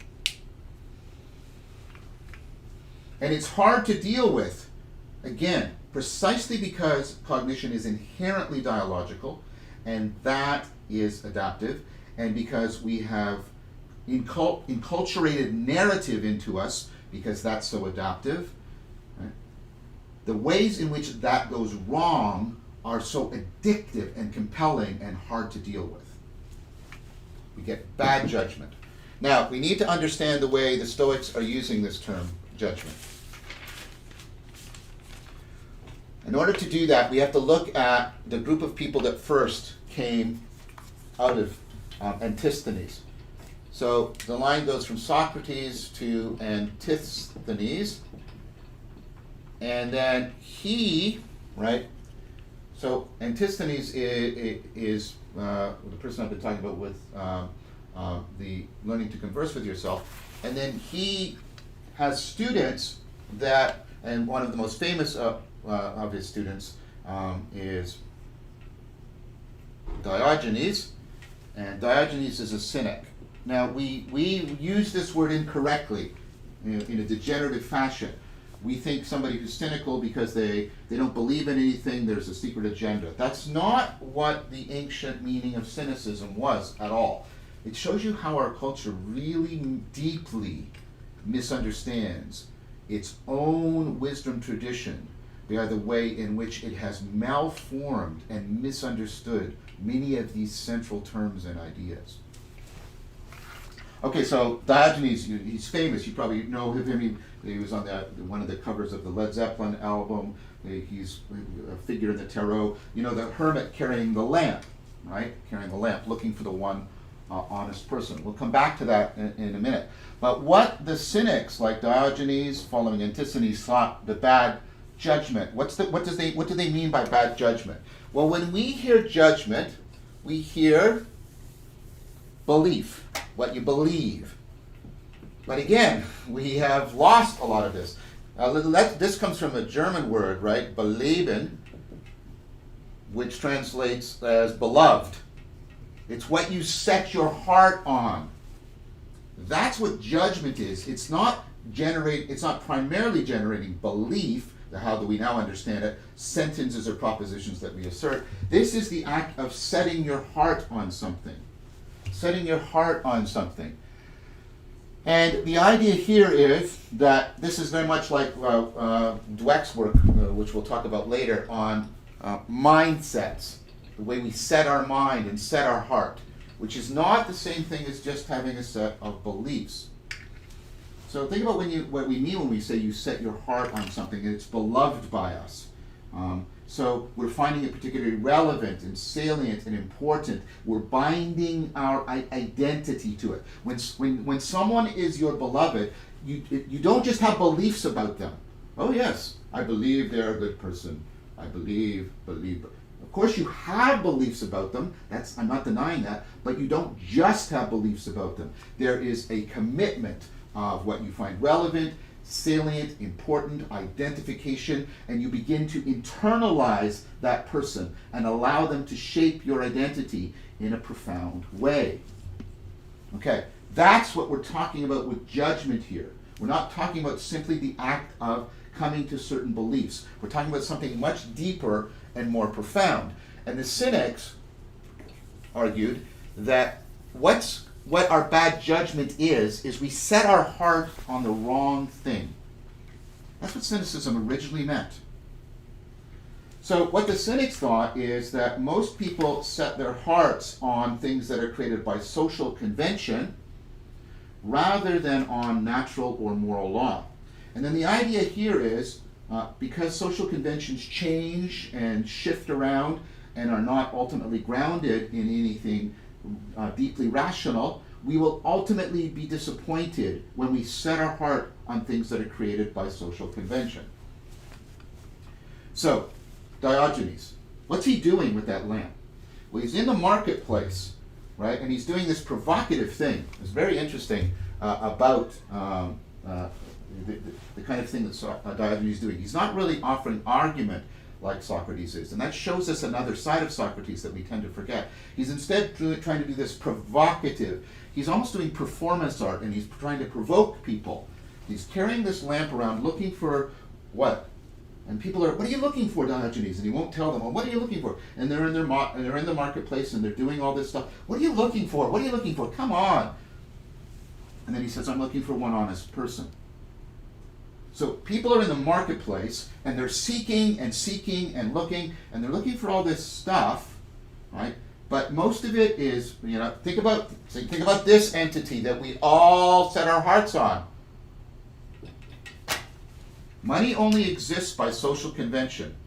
If you take out a coin, look at it, remember this. If we all agree or remember that it doesn't have any actual inherent value, and that's what sometimes happens, right? People panic and realize, oh, this stuff doesn't really exist, and then it all collapses and falls apart, right? So people are in the marketplace doing all this, but what they're not concerned with is something that has intrinsic value. Honesty. Honesty. And this comes from something, in fact, Socrates is famous for doing. He walked into the marketplace and he said, oh, wow, look at all the things I don't need. So, what the Cynics engaged in is two things together, social renunciation and social provocation. And what they're trying to do with that So the renunciation and the provocation are trying to bring about two things, right? So are working together to bring about something. So you have the social renunciation, renunciation, I believe that's correct, and then social provocation, like what I just described with Diogenes. That sort of performance art. Both of these are working together to create, right, an existential reframing. People fundamentally reframing their sense of the agent-arena relationship, their identity, their existential mode. We talked a lot about that when we talked about meta and reciprocal opening. So Diogenes, for example, left Athens and lived outside of the city in a barrel, famously. This is where this comes from. Cynic means living like a dog, right? That's what it actually means. So the Cynics did not want to set their hearts on all these things that are created by social convention, kind of like sort of hippies, right? And so they lived outside the city, and then they also did provocative things because they were trying to get people to really existentially reframe and alter what they find relevant, salient, and important, what they identify with. Fundamentally alter at an existential level what they set their hearts on.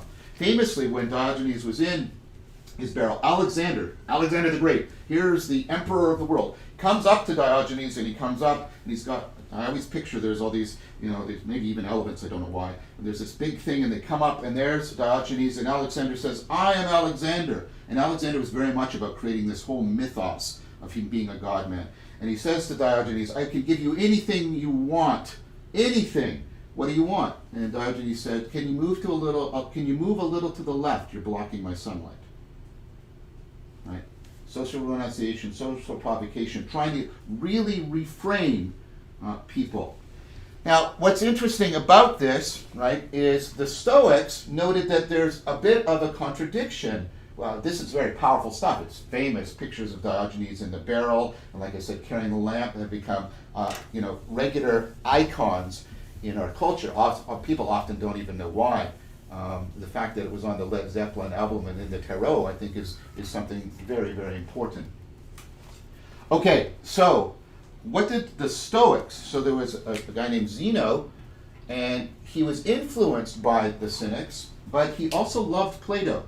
And he thought we needed to put together the two sides, the aspect of Socrates that had come from Antisthenes and the aspect of Socrates that had come from Plato. And he picked up on a problem within Cynicism. And this is the idea that the Cynics paid too much attention to the objects of bad judgment and not enough attention to the process of judgment. Too much emphasis, and we do this. This is one of our besetting cognitive biases. We pay too much attention to the objects of our thought and the products of our thought, and very little attention to the processes of our thinking, of our judgment.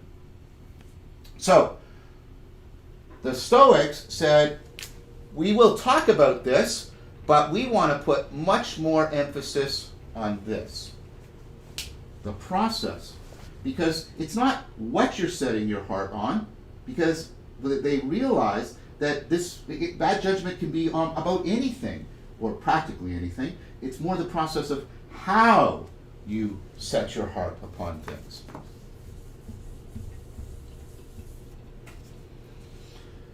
All right, so what's the process that they're interested in? Well, it's a process you're familiar with. It's a process that we have talked about before. It is that process of, and I used, if you remember at the time when we were doing the meditation course, I referenced the Stoics. It's the process of co-identification. That identification, I'm always doing this in a interdependent conjoined fashion. I am assuming an identity as an agent, and I'm assigning identities to things as an arena. So right now I'm the teacher, you're the student, etc. This is a classroom. I'm assuming and assigning identities, and I'm doing that. I'm doing it largely unconsciously, automatically and reactively. And remember, I gave you this little acronym. I'm doing it mindlessly, I'm doing it automatically, and I'm doing reactively. And that is what is marring my judgment. That is what is marring my judgment. And so this is all about the existential modes. So the Stoics, and we talked about this when we were talking about meta, actually noted that there are two kinds of modes. Remember that Erich Fromm got this from the Stoics. There is the having mode and the being mode. They are both adaptive. Do you remember? So this is about needs that are met by having, consuming, and controlling. And I treat things categorically so that I can efficiently and effectively consume them and control them. And right? So this marker is like the previous marker, and so I can exchange that marker that's running out of ink with this one, and I can, because it's a marker, I can quickly control it and use it for what I need to do. That's great. So this is, primarily about control. But there are needs that are met not by controlling or consuming. There are needs that are met by transformation and development. So these are developmental needs. These are needs like becoming honest, being an honest person, being an honest person. And these don't sort of, they're not self-terminating the way like when I drink enough water, I drink enough water. But I never get to the place where I say, I'm honest enough. I don't need to be, I don't need to work on being honest, right? That's a very dangerous place to get to when you start to talk that way.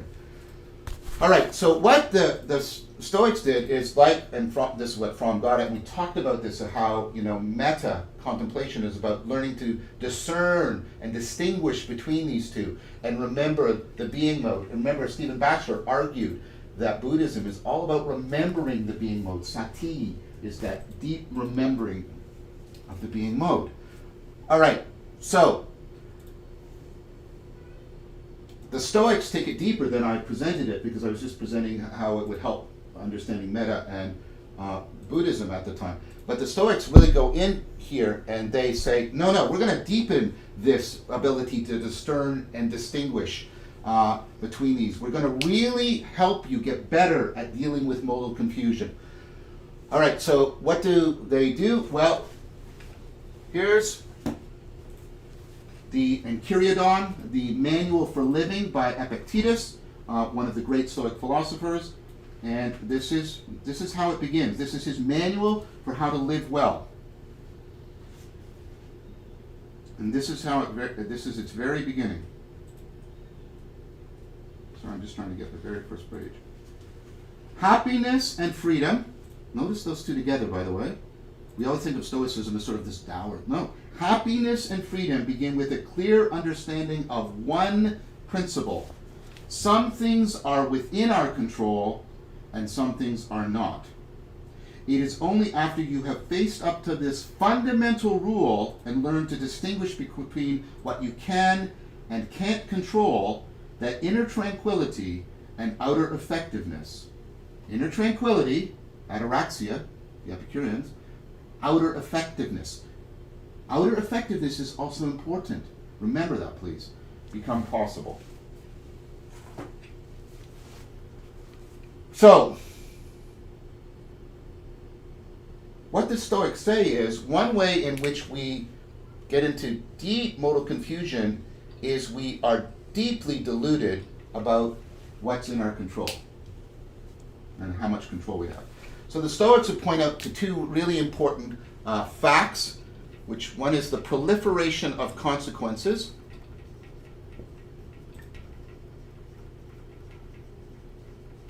and the other is the fatality of all things.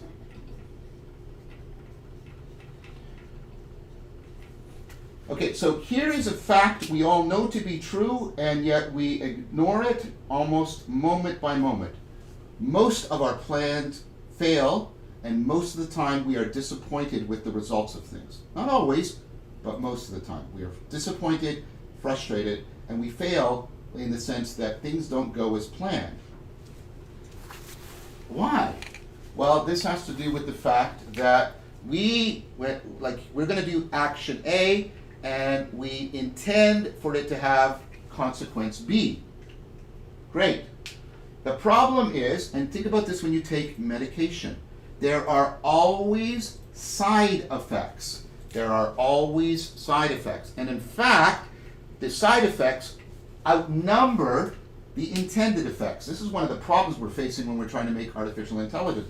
We just do an action and we know what the intended effect is. But right, there's all these side effects, and we pay attention to some of them and ignore most of them, and that's key to our intelligence. And then here's the problem: when B occurs, B not only produces what we might foresee C, it produces this. And each one of these is, right, and you see what's happening? You get the proliferation of side effects.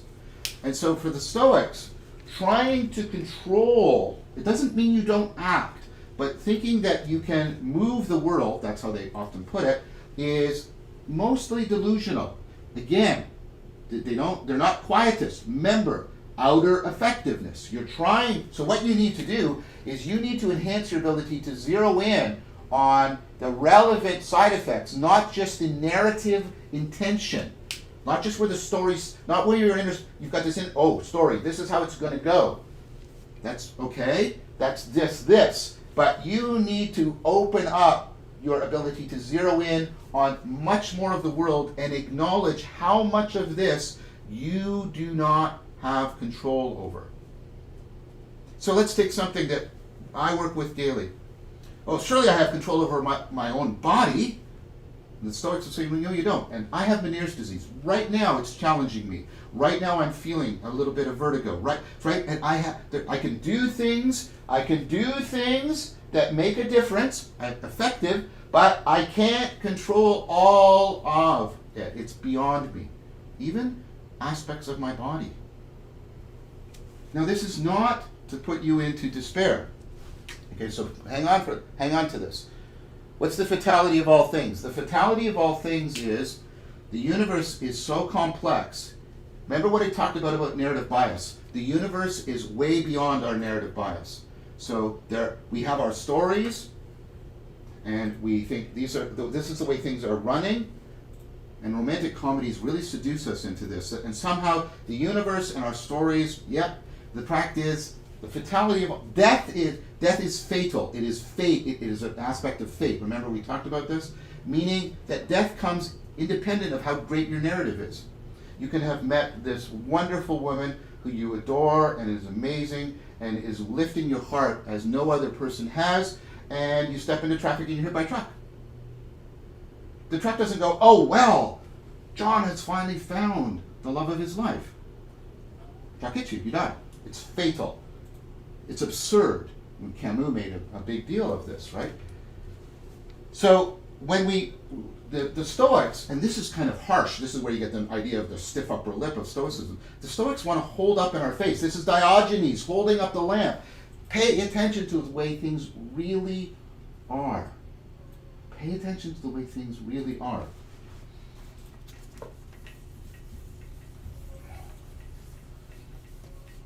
So, what is in our control?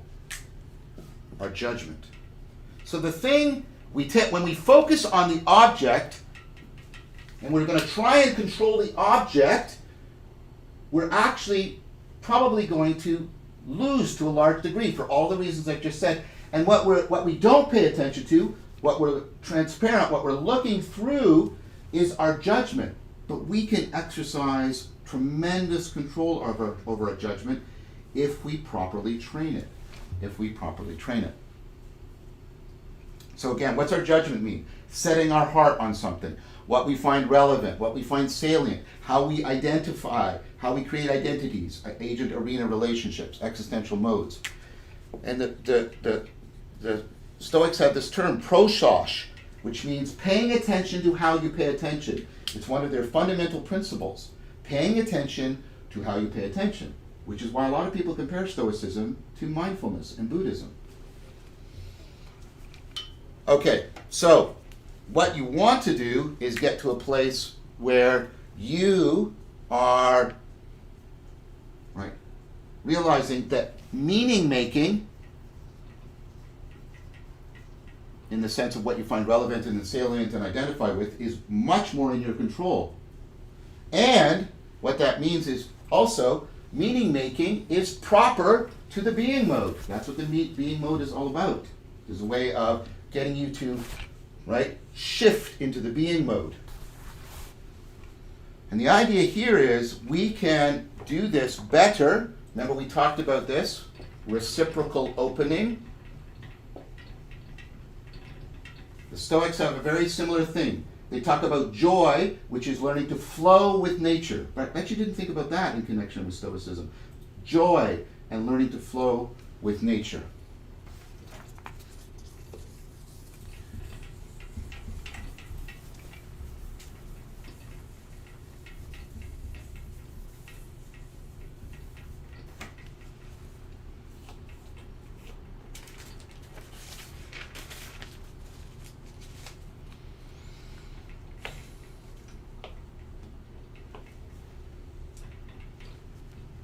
So, what we have to do in order to properly tutor what follows from this, and what we have to do to properly tutor our judgment, is we have to learn in our attention to make a distinction between events and our judgments about the events. Because they are almost always, and this is what narrative does, they're almost always confused together. They're confused together. So we have to get better at tracking how things are actually unfolding. We have to get better at tracking reality as much as possible. We want what we find relevant to, as much as possible, track what is real.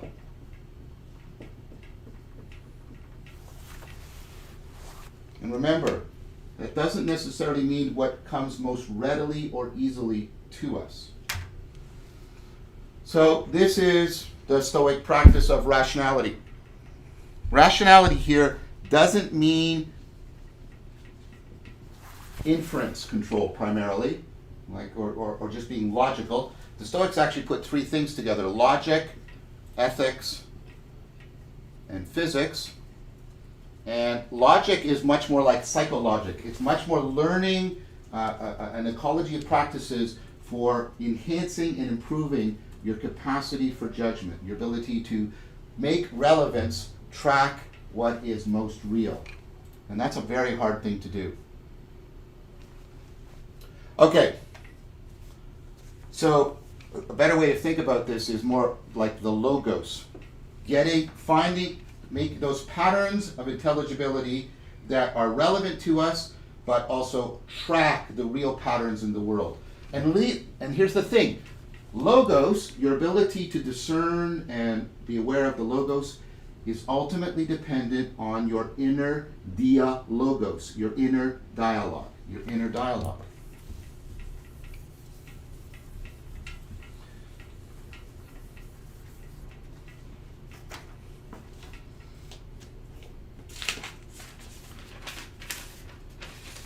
So, how do we transform our inner dialogue? I'll just briefly indicate what we're going to talk about next time, and then give you some ideas about some practices we're going to engage in. So the basic idea, and one way you can understand all of Stoicism is the practice of internalizing Socrates. This goes right back to Antisthenes. We talked about internalizing the sage. How do we internalize Socrates so that we can transform our inner dialogos, so that we can become more rational, so that our ability to set our hearts more reliably tracks the real patterns, and so that we are more reliably within the being mode, and that we are more reliably free from frustration, despair, and disappointment, and free to experience and drink from the depths of the being mode itself. That's what we're going to talk about next time.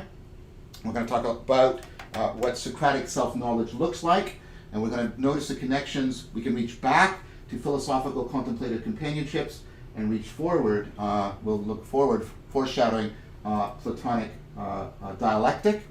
And we're going to start talking about practices for how we do this. How do we cultivate rationality? Well, active open-mindedness. But we're also going to teach you how to do that. And this internalization, it's going to involve perspectival transformation. I'm going to teach you about the view from above, objective seeing, the premeditatio. We're going to take a look at some of the Stoic spiritual exercises from Buzare. So that's what's coming. It's so exciting and it's so enriching. We're talking about Stoicism, and I want to review what we talked about last time. And we talked about, of course, how everything comes from the pivotal figure of Socrates, and we'll, of course, follow through that line through Epicurus. We will later follow a line through Plato, but one of the great disciples whose line we're following through right now is Antisthenes, and Antisthenes learned how to converse with himself, and then he taught a bunch of people, and then we got into Diogenes, and we talked about how Diogenes and the Cynics did this behavior that was intended to be provocative of existential reframing. We talked about what Antisthenes talked about, conversing with yourself. We, of course, talk all day long, and we do this because the relationship between brains and the brain's relationship to itself are on a continuum. Those two poles interpenetrate, mutually afford, mutually affect each other in powerful ways. And so this is the idea that cognition is not inherently monological, it's dialogical. And of course, untutored dialogue is better than no dialogue at all. And we are in constant dialogue with ourselves. And again, untutored is better than not having it at all because it gives us powers of reflection and self-direction, etc. But we noted that with the untutored dialogue, you have the problem of narrative bias, and you have the problem of rumination, things like that. We talked about that. So that inner dialogue can generate bad judgment. And judgment is a crucial idea for the line coming out of Antisthenes. So we took a look at the Cynics, and we took a look at their diagnosis of what was the nature of the bad judgment. And their diagnosis was that we set our heart on the wrong thing. We set our heart on the wrong thing. This relates to Carol Dweck's more recent work on mindset. If you want to take a look at that. And we noted that this isn't a matter of just believing. We did note that the original meaning of believing was to set your heart for something to be beloved to you. And so for the Cynics, the cause of our problem is we set our hearts on what is created by social convention, social construction, rather than what is natural or due to the natural or moral law. So what did they practice? They practiced, obviously, social renunciation. They rejected the society that was the generator of social convention, social construction, and they engaged in provocation to try and wake people up to that what they should set their hearts on are the patterns generated by natural and moral law. And we talked about that sort of existential reframing. We did the example of Diogenes with the lamp, etc. Now, the Cynics are deeply influential on the Stoics, but the Stoics basically came to the conclusion, to summarize it, they don't actually say this explicitly in any one place, so I'm summarizing it on their behalf. The Cynics paid too much attention to the object of judgment rather than to the process of judgment. And so the Stoics zero in on the process of judgment. The process of judgment is, and we talked about this before when we did the meditation and contemplation course, the process of judgment that they're talking about is the process of co-identification. It's existential mode participation. It's being in the having mode, being in the being mode, the I, the it, the I, thou, that kind of thing. And then we talked about an idea that Fromm actually drew from the Stoics, and we talked about it before, especially with relationship to contemplative practices like metta. It's going to be relevant to a contemplative practice we're going to do together today, the view from above. And this was, the Stoics were addressing modal confusion, the confusion of the having mode and the being mode, specifically the attempt to satisfy being needs within the having mode. The Stoics go very deep into this, into discerning that the discipline of discernment, right? Discerning the modal confusion by practicing, reflecting continuously and in awareness, not just in thought, but in awareness, reflecting on what is in your control. And this is one of the three great Stoics that you need to read to practice Stoicism. Epictetus and his Epicurean, the Manual for Living. The books I recommend is get the Manual for Living by Epictetus, get the Meditations by Marcus Aurelius, and get the Letters from a Stoic by Seneca. So what does Epictetus point out? That we are very confused about how much control we exercise. They point out that we have far less control over the world than we pretend. There's a deep pretentiousness that they want to challenge. The two things they point out are what's called the proliferation of consequences, that when I try to do good, even when I completely honestly intend to do good, there are all kinds of ways in which the consequences open up, in ways, the side effects unanticipated by me, and that can be very overwhelming. The other is the fatality of all things, that the universe is 99.9% not hospitable to human beings. It runs largely of its own accord, and so there's about a 99.9% of the universe that does not care about your narrative.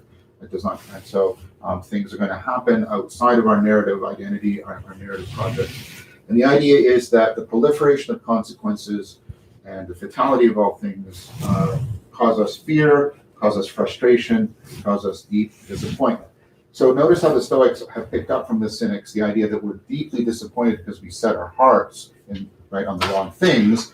The Stoics say, no, but it's more that we set our hearts in the wrong way.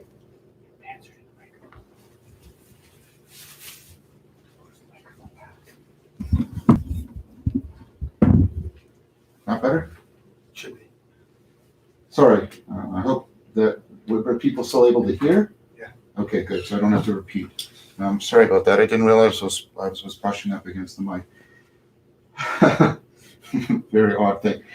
So they've picked up from the Cynics the idea of deep fear and frustration and disappointment because of heart setting. But unlike the Cynics, they don't put as much emphasis. They talk a bit about the importance of the object that you set a heart upon, but they're much more about how we're doing this. And so they recommend that we pay attention to what is actually in our control, what is most in our control. The Stoics tend to talk about this as a dichotomy. I see it more as a continuum with one pole, what is most in our control. I don't think it's even completely in our control the way they sometimes claim, but what is most in control is our judgment. And then, there are things, and then as we move towards that aspect of the world that's completely beyond our control. And so there's this sliding continuum. But the idea is what is most in our control is our judgment. Judgment here again doesn't mean just this making of statements. It has much more to do with what we find relevant, what we find salient, how we identify things, how we do the co-identification process, how we set up that agent arena co-identification, co-determination process. And so the Stoics talked about prosos, very similar to Buddhist notions of mindfulness. This is paying attention to how you pay attention, because attention is where you're setting your heart on things in the sense of how you are finding things relevant, salient, how you're identifying them. One way in which in which the Stoics are really zeroing in on, one way you identify things and thereby make them salient and relevant to you is your judgment about how much they are under your control, how much they are under your control. And the idea here is that people need to realize that they are deeply confused. They're deeply confused because the judgments of the meaning, again, not in the sense of a sentence, but in terms of the relevance, the salience, and the identity, the meaning of a thing is fused with the fact of the thing. And people confuse that because the meaning of a thing is largely something that's under their control, that they can control the thing. But they don't distinguish the two. They misjudge that they have a greater control over things than they actually do. Now that was only the things the Stoics say that would be, But what they say is, right, if you pull them apart, if you don't have them any longer confused, what you realize is you have much greater control over the meaning of things than you previously realized. And most of your frustration, not all, but most of your frustration, fear, and disappointment has to do with the meaning of events rather than the events themselves. And this is a central tenet of what's known as cognitive behavioral therapy, one of the most evidence-based therapies we have right now. And what the Stoics are trying to do is get us into a state where, by exercising good judgment about the meaning of things, we can afford reciprocal opening. We can remember the being mode, we can afford reciprocal opening to things, and we can get into what they call flowing with nature, the state of joy. Joy is the most important emotion for Stoicism. And contrary to what people think, Stoicism is not about being dour and stiff upper lip, just going on, right? The point about Stoicism is to flow with nature and to experience as much joy as possible. Joy is not the same thing as pleasure.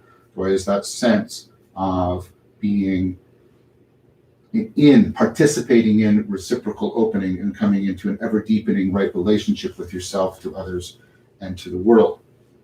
It's a very, very powerful thing to experience joy. So this is another thing that we need to talk about briefly. The Stoics make a distinction between passion and emotion. These are modern terms. These aren't exactly the terms the Stoic use, but they're close to what we're talking about here. So they use the analogy of walking down a hill. So think of the word motion.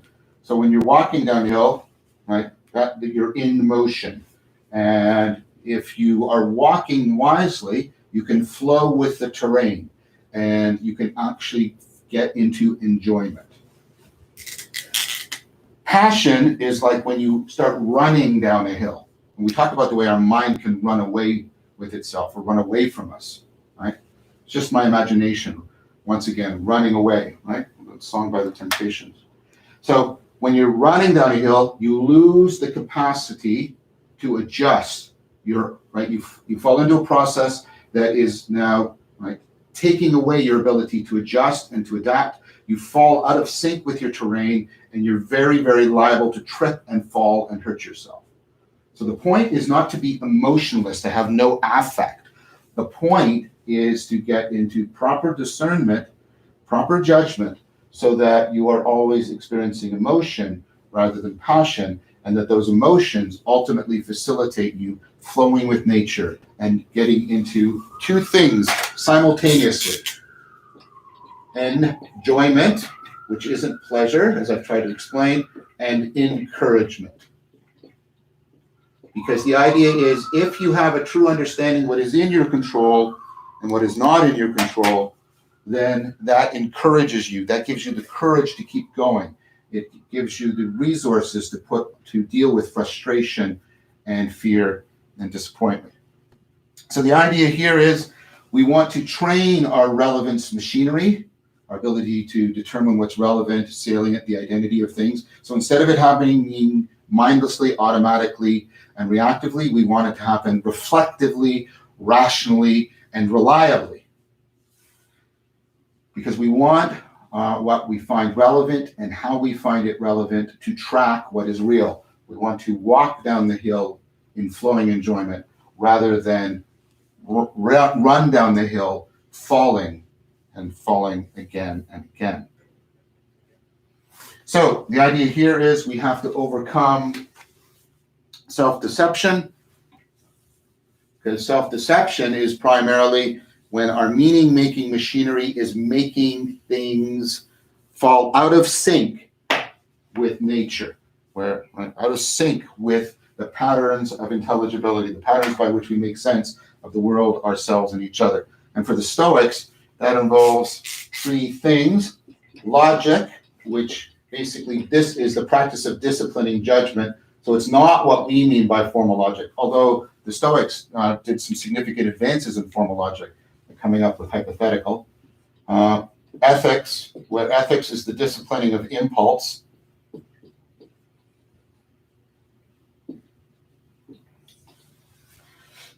And physics, which is what it overlaps with what we call physics, but it also overlaps in the sense of getting very clear about pulling apart how things are from how we desire them to be. So, and the logic there is more like psychologic.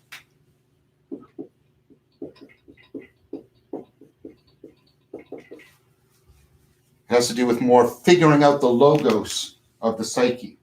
And the idea here is that logos of the psyche is ultimately our inner dialogos, our inner dialogue. And that if we get better at managing that inner dialogos, we will better grasp the logos, the organizing principles of the psyche. And then we can then use that to get a proper view of things so as to properly discipline desire. And we will be able to deal with our impulses in an appropriate manner through our ethical training. So these are the three pillars of Stoic rationality, the three pillars of Stoic rationality. So you primarily do this by the practice of internalizing Socrates. Internalizing Socrates. Stoicism is basically the religion, the philosophia of internalizing Socrates in order to cultivate wisdom and virtue. Each virtue is a way of being wise in this particular situation. So there's two components. I talked about this yesterday of wisdom. This is Sophia. This is grasping, right? Grasping the logos. This is grasping the principles that organize and govern things. And then phronesis, and we say this, but we forget how deep it is, putting it into practice.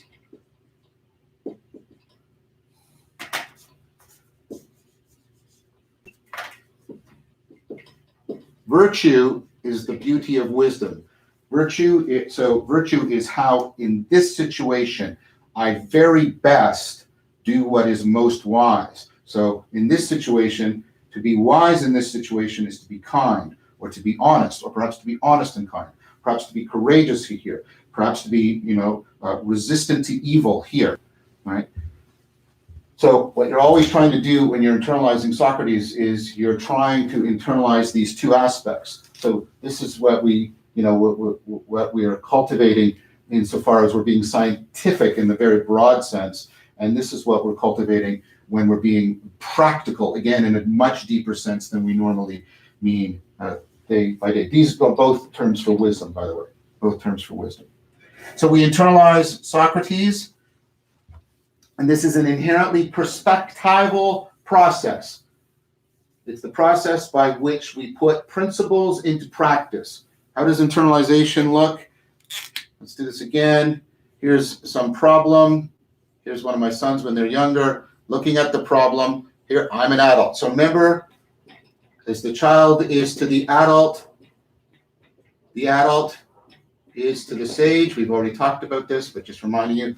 And I have a perspective on the problem, right? That not only is on the problem, but on my son's perspective. This whole model of internalization comes from Vervaeke, one of the greatest of the developmental psychologists. And what my son does, perhaps it was Jason when he was younger, is he imitates me. So in addition, imitates the adult. In addition to trying to solve the problem, Jason is imitating me looking at him. And what he does is he keeps imitating that higher order perspective. So here's his first person perspective. And to him, for me, it's first person, but to him, it's a third person perspective. So he keeps imitating and imitating that and imitating that and imitating that till eventually he can do it for himself without me being around. And he gets better and better. And as he's doing it with me, I correct him until eventually he makes the ability to take that perspective on himself a property of his own cognition. This is how we get what's called metacognition. This is your ability to step back and become aware of your own cognition. what the Stoics call prostos, pay attention to how you're paying attention. We, of course, broaden it when we're talking about it in cognitive science, but that's not really relevant right now. So what we want to do is and this is really powerful, this meta-perspectival ability, when we did the wisdom consensus paper, this is one of the core features, meta-perspectival ability, right? This is one of the core features of wisdom. Why? Because this is how you afford self-transcendence. When I'm in this perspective, I can't see the biases of that perspective from within it. And I also can't take on longer-term goals that fall outside the scope of this perspective. But by doing this, I can see the biases. From a higher-order perspective, I can see the biases and the inadequacies of a lower-order perspective. We literally transcend ourselves by internalizing other people. So the person who put together the task force, Eric Grossman, has all this evidence. For example, if you have people describe a problem, think about this. Think about this when we do the view from above. Think about what I'm going to say when we do the view from above, right? When you have people tell me a problem they really enmeshed in it, and they will almost always describe it from the first person perspective. And then you say, okay, now I want you to re-describe the problem, but from a third person perspective, as somebody from the outside, how somebody from the outside would describe it. And then when they do that, they go, oh, and they have insights and they have realization, and they often find a way of breaking out. They become wiser. They see what needs to be done. They activate the appropriate virtue that needs to be brought in. They start to see through previous self-deception. So we want to internalize the sage. And what that's going to give us, right, is we're going to do perspectival practice for that. And when we do that, we get self-knowledge, which is not your autobiographical knowledge. It's not your autobiographical narrative self. I'll use these two axes to talk about this. I'm almost done, and then we can go into the view from above. Your autobiographical, this is your horizontal sense of identity. This is how you're pursuing fame and power, which are largely pursuits that confuse what's right, the meaning of things with the thing, and cause you to be self-deceived about how much control you can exercise when you pursue fame and power. Instead, the kind of self-knowledge that you get is vertical, it's ontological. It's right, if your autobiography is a story, the ontological, the vertical, is like the owner's manual. You're trying to figure out the functions by which you're trying to figure out the logos of your psyche. You're trying to figure out the functions, the structural functional organization by which it works. So what you're trying to do here is, this is largely the project, right, of self-transcendence. And so that brings us into the final component of this.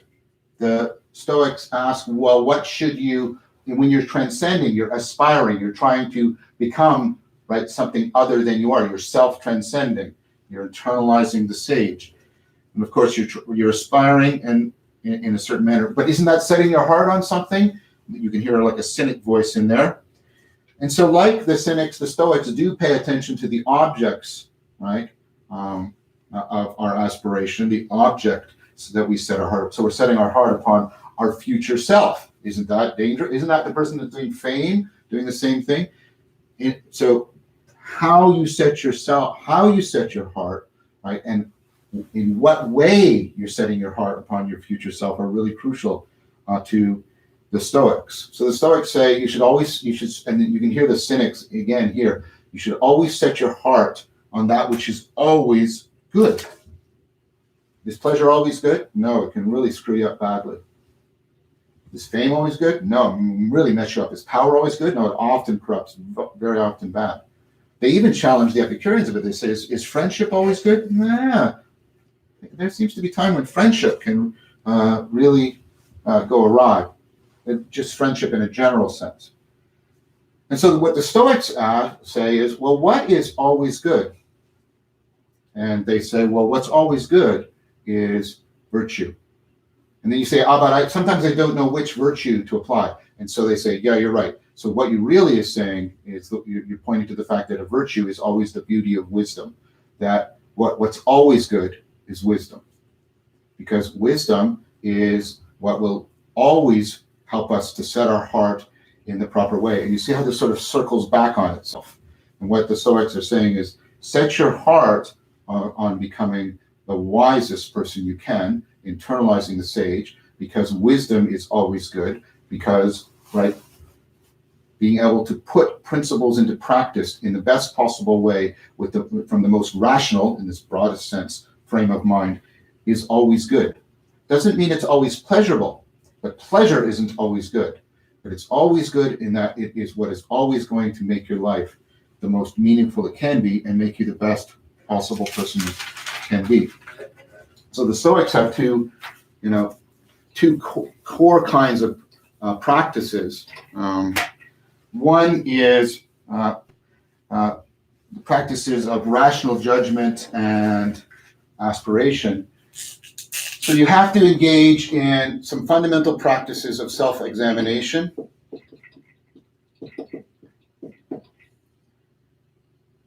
And then practices of self-transformation. So the biggest practice here, we've talked about this before, is active open-mindedness. This is the practice. I'll mention these again. Get one or all of these books. This, and I'll put this. I will put this in the description. You want this book, Biased, or the 25 Cognitive Biases, or Cognitive Biases, the pocket reference books.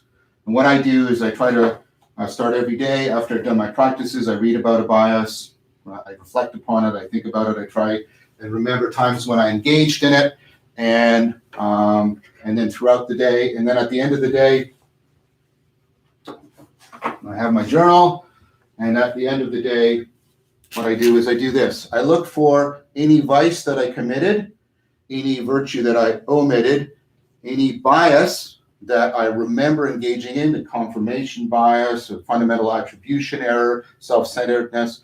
And then I also remember, so copy, I also remember any virtue that I clearly brought into play, a situation where I was wiser than I normally am in any virtue I brought into play. And do that every day, and slowly, this is called prochiron. This is keeping things ready to hand. This is, you slowly let this permeate and percolate, and more you start to notice the ways in which you are engaging in self-deception, ways in which you're being foolish. Now, if you just did that, that would be like, oh, right? That'd be like Protestant guilt or something. That's why it's also important to do these practices, because these practices are your response. These are the practices that say to you, right, no, this is what you can do to get better so that you can aspire properly. And we're going to do about 5 minutes or so right now of one of these practices. So this is a practice that is designed to transform your perspective. Remember how internalization is a perspectival transformation. If you get a chance, I have a talk on YouTube called The View from Above, in which I go into this in greater detail if you want sort of more of the philosophy and the cognitive science behind it. But right now I'm going to sit down. Jason's going to come and change the camera again, and I'm going to talk you through The View from Above.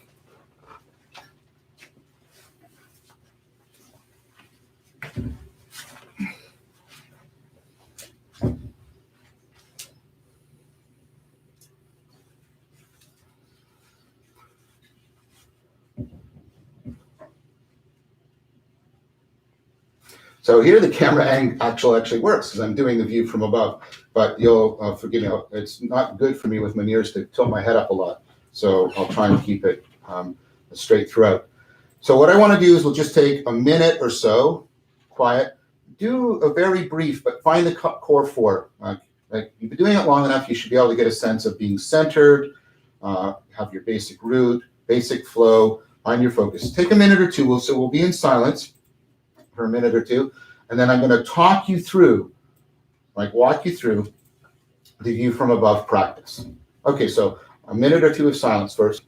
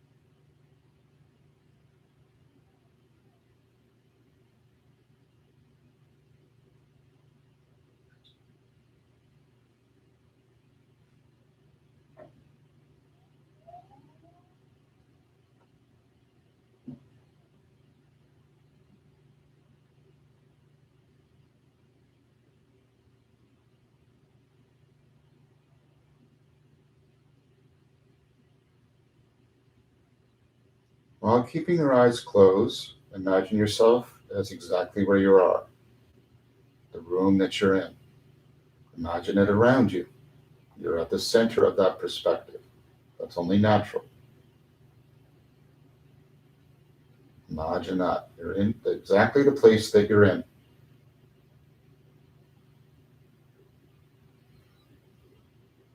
Now, very gently, imagine yourself, at least your mind, floating up above in the room, the roof of your room becoming transparent, and you can see into that room from above.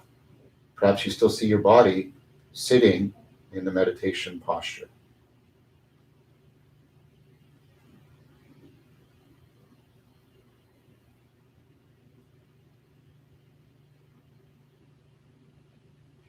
Now imagine yourself gently, no fear, rising higher.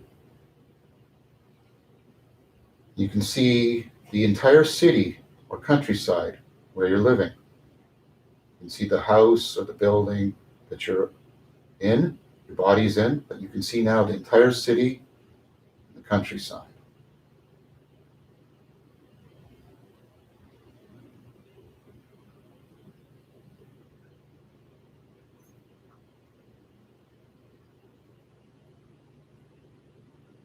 Now rise up even higher, very gently, no jarring, completely fine.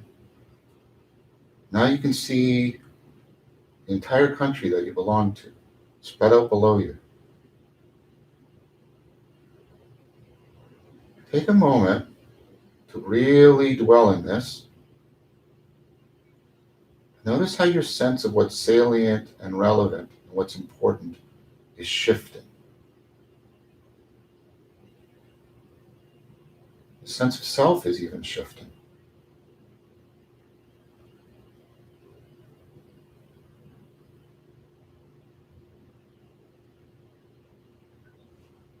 Now rise up gently, no problem with any of this, until you're now seeing the whole earth beneath you.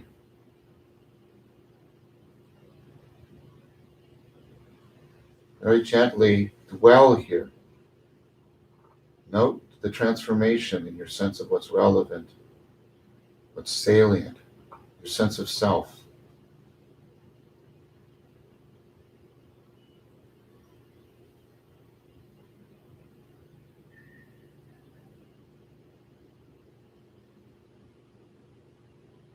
Now, even further and farther. So you're way back. You're looking at the entire solar system.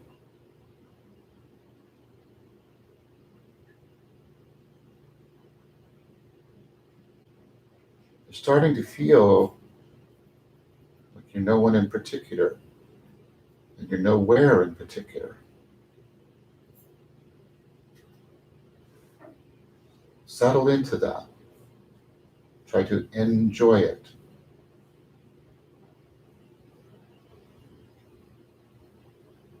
Now pull back, further and further, till you're seeing the galaxy that the solar system is within. Now you're no one, and you're nowhere. What's salient and relevant in your sense of self are very different.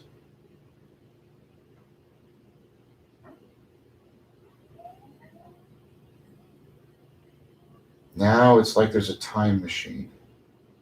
It's not just this moment. Now you're not pulling back in space, you're pulling back in time. You can see back to the beginning of time, the beginning of the universe, and forward, far into the future.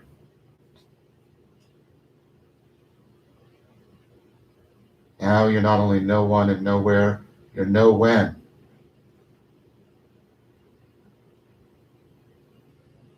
Savor this.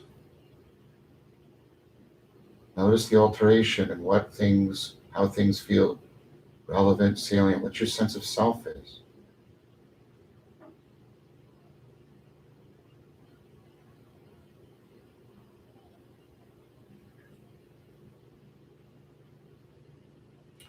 Now, slowly and paying attention to how what's relevant and salient, the identities of things, the boundary, sense of self change as you do this. Slowly come back. Slowly come back into seeing the solar system.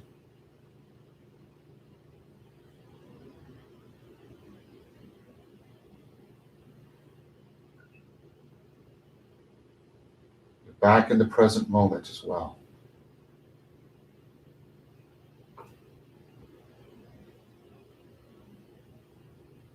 Slowly come back to seeing the earth. And you feel things taking shape, tightening, a sense of self, a sense of the moment, what's important, changing. Now see the country that you belong to. Now the city.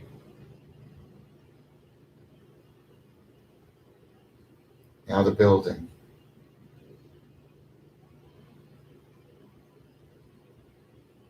Now come into seeing the room.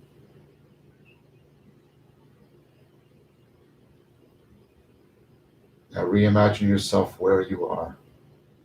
But remember what it was like to be no one, nowhere, no when.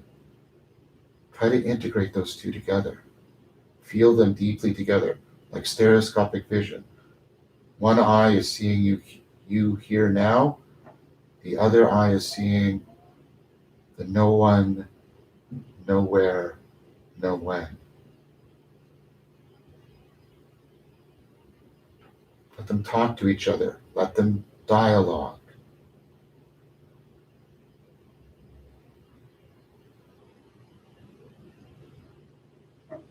Okay, slowly come out of your practice. So you can do that a little bit longer, especially when you're sort of at the apex of the view from above. You can hang out there longer, but remember to, right, remember to be not just doing the motion in the imagination. It's much more important to pay attention, to use that as a platform by which you are becoming aware of and training the transformation of judgment, of perspectival judgment, of perspective taking, what you find relevant and salient, the identities that are being assigned and assumed. And remember, when you come back down, to see that transformation in reverse, and then use that memory of the transformation up and the transformation down to create a stereoscopic vision of you. So for me, I here now, and no one, nowhere, no when. Seeing the two together, seeing the two together. And that way you are getting this capacity to take a very powerful kind of higher order perspective on yourself, enhance your meta perspectival cognition, and enhance your capacity for self-transcendence, and learning deeply to discern the difference between things and the narratives that we assign to things.